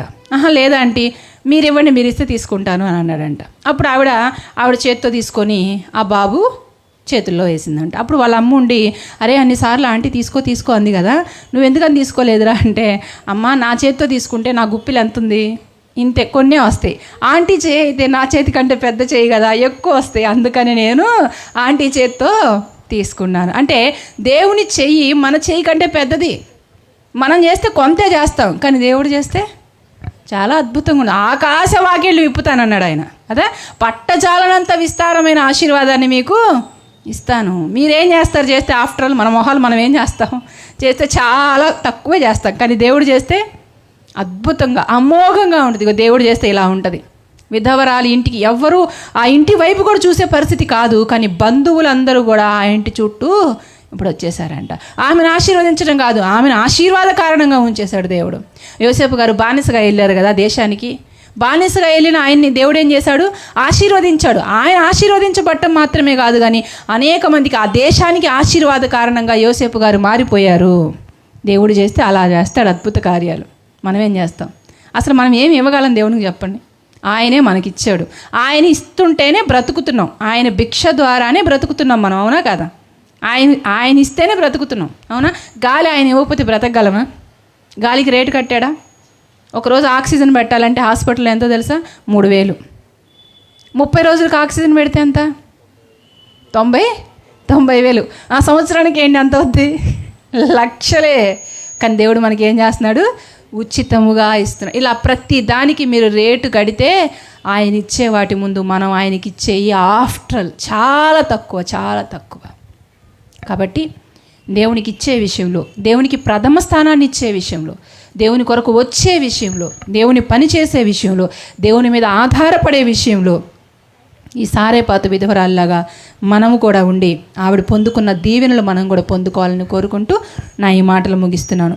చిన్న మాట ప్రార్థన చేద్దాం. పరిశుద్ధుడైన తండ్రి, ప్రేమ కలిగిన దేవ, మహోన్నతుడా, మహాగణుడా, మీ ఘనమైన నామానికి స్తుతులు స్తోత్రాలు. నైనా మమ్మల్ని ప్రేమించారు. ఈ రాత్రికాల సమయంలో తండ్రి సారేపాతులో ఉంటున్న విధవరాలి జీవితాన్ని మా కళ్ళ ముందు ఉంచారు.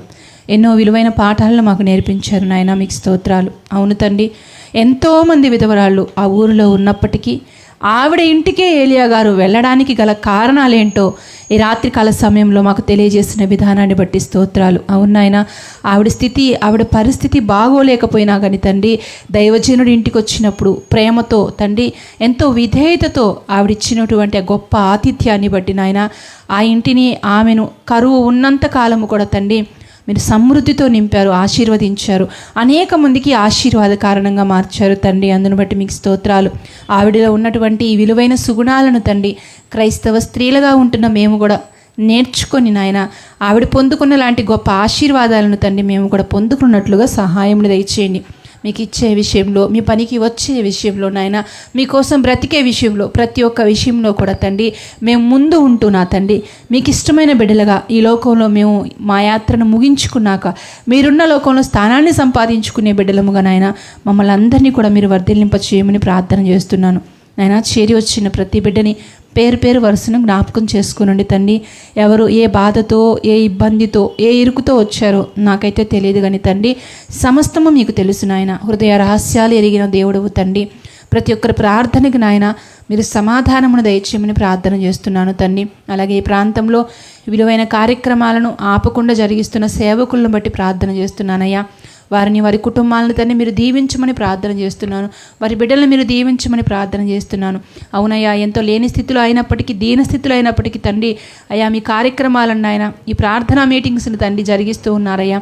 వారిని దీవించమని ప్రార్థన చేస్తున్నానయ్యా. వారి కుటుంబాన్ని ఆశీర్వదించమని ప్రార్థన చేస్తున్నాను. ఇంకా అనేక మంది తండ్రి ఈ ప్రాంతానికి వచ్చి అయా మీలో బలపడడానికి, మీ మాటలు నేర్చుకుని నాయన మీకోసం బ్రతకడానికి సహాయం దయచేయమని, ఎప్పటి వరకు నాయన మా అందరికీ మీరు తోడుగా ఉండి నడిపించిన విధానాన్ని బట్టి మీకే స్తుతులు స్తోత్రాలు తెలియజేసుకుంటూ, మరొక తరుణం ఇటు రీతిగా మేమందరం కలుసుకునేంత వరకు మీ బలిష్టమైన రెక్కల నీడలో మా అందరినీ భద్రపరచుమని యేసుక్రీస్తు ప్రభువారి పేరట ప్రార్థించి అడిగి వేడుకొనుచున్నాను తండ్రి. ఆమేన్. అందరికీ మరొకసారి నా హృదయపూర్వకమైన వందనాలు తెలియజేస్తున్నాను. చివరి ప్రార్థన ఆశీర్వాదం అంకుల్ ఇస్తారు.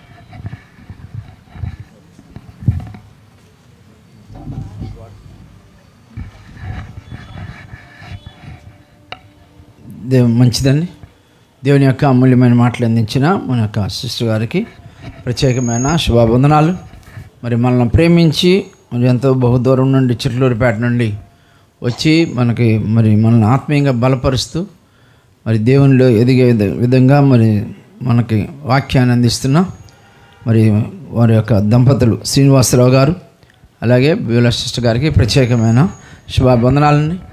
మరి మా సుశీలమ్మ గారు చిన్న సాక్ష్యాన్ని అందిస్తుంది.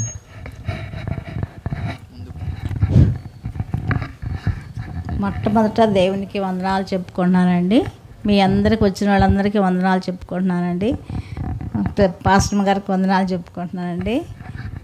ఏం లేదండి, నా కుటుంబం మరి నాకైతే 4 ఆడపిల్లలు, ఒక బాబు. నాకు 4 ఆడపిల్లలు పుట్టారని నన్ను ఎంతో చిన్న చూపు చూశారు అందరు కలిసి. కానీ దేవుడు నన్ను దీవిచ్చాడు. 4 ఆడపిల్లలు చదువు విషయాల్లో, ఉద్యోగాల విషయాల్లో, వాళ్ళ పెళ్ళిళ్ళ విషయాల్లో దేవుడు ఎంతగానో నన్ను ఎడల ఉండి నాకు అన్నీ చక్కగా జరిగిచ్చాడండి. కానీ దేవుడు నాకు ఏ లోటు చేయలేదు. ఇప్పుడు కూడా నా బిడ్డలు ఉద్యోగాలు కూడా ₹1 కూడా కట్టలేదు. వాళ్ళ శక్తితో దేవుడు కృప ద్వారా వాళ్ళ బిడ్డలు ఉద్యోగాలు తెచ్చుకున్నారు. ఎవరికి ₹1 కూడా కట్టలేదండి నేను డబ్బులు. కానీ దేవుడు మాత్రం నా కుటుంబాన్ని, నా బిడ్డల్ని ఎంతగానో దీవిస్తున్నాడు ఇప్పుడు కూడా.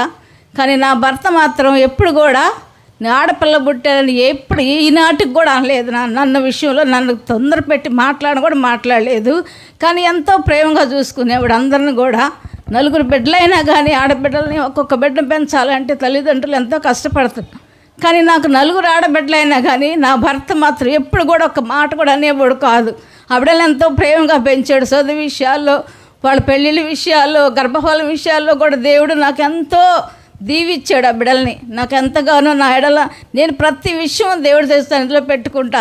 ఆ దేవుడు నా బిడ్డల విషయాల్లో ఎంత గొప్ప కార్యం చేశాడు. వివాహాల విషయాల్లో అయితే మరి ఈ యొక్క సంబంధం ఎంగేజ్మెంట్ దాకా కూడా వచ్చి ఆగిపోయిన విషయాలు కూడా ఉండేవి నా బిడ్డల విషయాల్లో. కానీ నా దేవుడు నాకు తెలిపాడు, ఆ బిడ్డల్ని ఈ సంబంధం వద్దు అని నాకు దేవుడు తెలిపాడు. అందుకని ఎంగేజ్మెంట్ దగ్గరికి రేపు తెల్లారితే ఎంగేజ్మెంట్ చేయటం కూడా ఆపేసుకొని దేవుడు నాకు చూపించిన సంబంధాలు నేను చేసుకున్నా. కానీ దేవుడు విషయాల్లో నాకైతే మాత్రం ఎన్ని గొప్ప కార్యాలు చెప్తానికి ఒక రోజు కూడా సరిపోదు నా జీవితంలో. నాకైతే ఎవరు హెల్ప్ లేదు. కానీ దేవుడు మాత్రం నా పట్ల అనేకమైన కార్యాలు చేశాడు. అనేకమైన కార్యాలు ఇప్పుడు కూడా చేస్తూనే ఉన్నాడు. ఎన్ని ఇబ్బందులు పడినా, ఎన్ని కష్టాలు పడినా, ఎన్ని బాధలు పడినా కానీ నా దేవుడు నా పక్షా నుండి నన్ను నిలబెడుతున్నాడు ఇప్పుడు కూడా. ఆ దేవునికి మహిమ కలుగును గాక. ఈ కుటుంబం గురించి మీరందరూ ప్రార్థన చేయండి. సంఘాన్ని గురించి ఇచ్చిన సాక్ష్యం దేవుడు దీవించును గాక. ఆమేన్.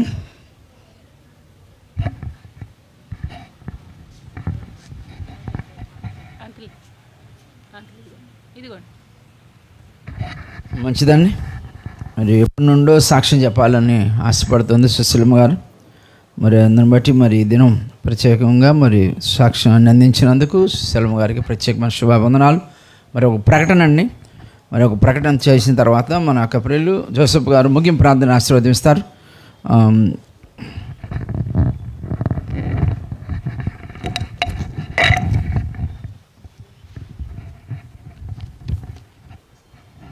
ప్రియమైన దేవుని వల్ల ముగించుకుందామండి. చిన్న ప్రకటన. ఆత్మీయ ఆశీర్వాద కూడికలు మార్చి నెల 2, 3, 4 తారీఖుల్లో సోమ, మంగళ, బుధవారాల్లో మరి దైవజనులు పి. నిరీక్షణరావు గారు, మరి మదర్ తెరిసా కాలనీ 5వ లైన్, చెరువు రెడ్డిపాలెంలో ఈ యొక్క మీటింగ్స్ దైవజనులు మరి నిరీక్షణరావు గారి సారథ్యంలో మరి ఆత్మీయ ఆశీర్వాద కూడికలు జరగబోతున్నాయి. మీ యొక్క వ్యక్తిగత ప్రార్థనలో ప్రార్థన చేయవలసిందిగా ప్రభునామంలో మనం చేస్తూ ఆ యొక్క మీటింగ్స్లో ప్రభు చిత్తం మీద అందరూ పాల్గొని దేవుని ఆశీర్వాదం పొందే వరకు ఉందాం.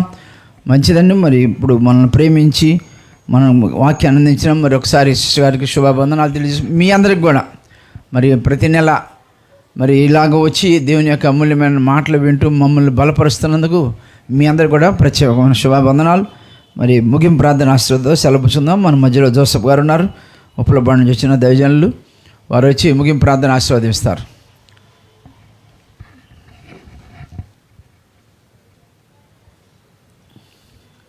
ఈ మీటింగ్లు కొరకు కూడా ప్రార్థన చేయండి.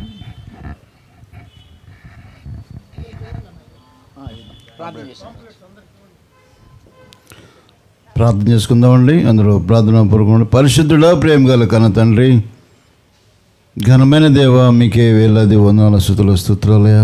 ఈ రాత్రికాల సమయంలో నీ వాక్లు వినే అవకాశం మాకు కల్పించారు తండ్రి, మీకు వందనాలు తండ్రి. సిస్టర్ బీలా గారు మరి ప్రయాసపడి వచ్చినందుకు మీకు వందనాలు తండ్రి. వచ్చి సారేపాత విధురాల గురించి చక్కగా వివరించిన తండ్రి, మీకు వందనాలు. లేమిలో మీ సేవ చేయాలని, లేమిలో కూడా మీ వాక్య పరిచర్య చేయాలని మాకు ఆత్మీయంగా ఎంతగానో దోహదపడే విధంగా ఇచ్చినది మీకు వందనాలు తండ్రి. అది మేము విని విడిచిపెట్టక దాని ప్రకారం మా వంతు చెయ్యాలని, ప్రతి ఒక్కరూ దేవుని పరిచర్యలో పాలుభక్తులు కావాలని లేఖనాలు సెలవిస్తున్నాయి తండ్రి. నీ వర్ధిల్లిన కొలదిగా చెయ్యాలని లేఖనాలు సెలవిస్తుండగా మేము ఏం చేస్తున్నాం, ఎలా చేస్తే మీరు ఆనందిస్తారో ఆ విషయాలు విన్నాం. మేము విన్న వాక్య ప్రకారం మేమందరము జీవించేలాగా సహాయం చేసి నడిపించమని వేడుకుంటాను. విన్న వాక్యం మా హృదయాల్లో నాటబడే నూరంతలుగా ఫలించే భాగం మాకు అందరికి అనుగ్రహించి కృప చూపి సహాయం చేయమని, ఇటు కార్యానికి వేదికైన ఈ కుటుంబాన్ని దీవించి ఆశ్రయించమని, పర సంబంధమైన దేవునితో ఈ కుటుంబాన్ని దీవించి ఆశ్రయించమని. అలాగే తండ్రి, మీటింగ్ జరుగుతుండగా ఆత్మీయ ఆశీర్వాదం అనే మీటింగ్ జరుగుతుండగా సోదరి మరి నిరీక్షణ గారిని దీవించి ఆశ్రయించండి. మరి ఆర్థిక వనరులు కూడా మీరే సమకూర్చమని విడుచండి. గొప్పగా ఆ కార్యక్రమం జరిగే విధంగా అందరి గుప్పెళ్ళు విప్పే విధంగా సహాయం చేసి నడిపించమని వేడుకొస్తుంది. వేలాదిగా ఆ ప్రాంత వాసులకు రావటానికి మరి మనసులను ప్రేరేపించండి తండ్రి. కృపగల దేవ, మీ వాక్కులు విని వాక్య ప్రకారం జీవించే భాగ్యం అక్కడ అందరికి అనుగ్రహించమని వేడుకుంటున్నాను. అలాగే తండ్రి, ఈ కొరకు మనం ముంచుకొని వెళ్తుండగా సాయం చేసి నడిపించమని మా ప్రభువును రక్షకుడైన యేసుక్రీస్తు వారి పేరట ఈ ప్రార్థన చున్నాను కనతండ్రి.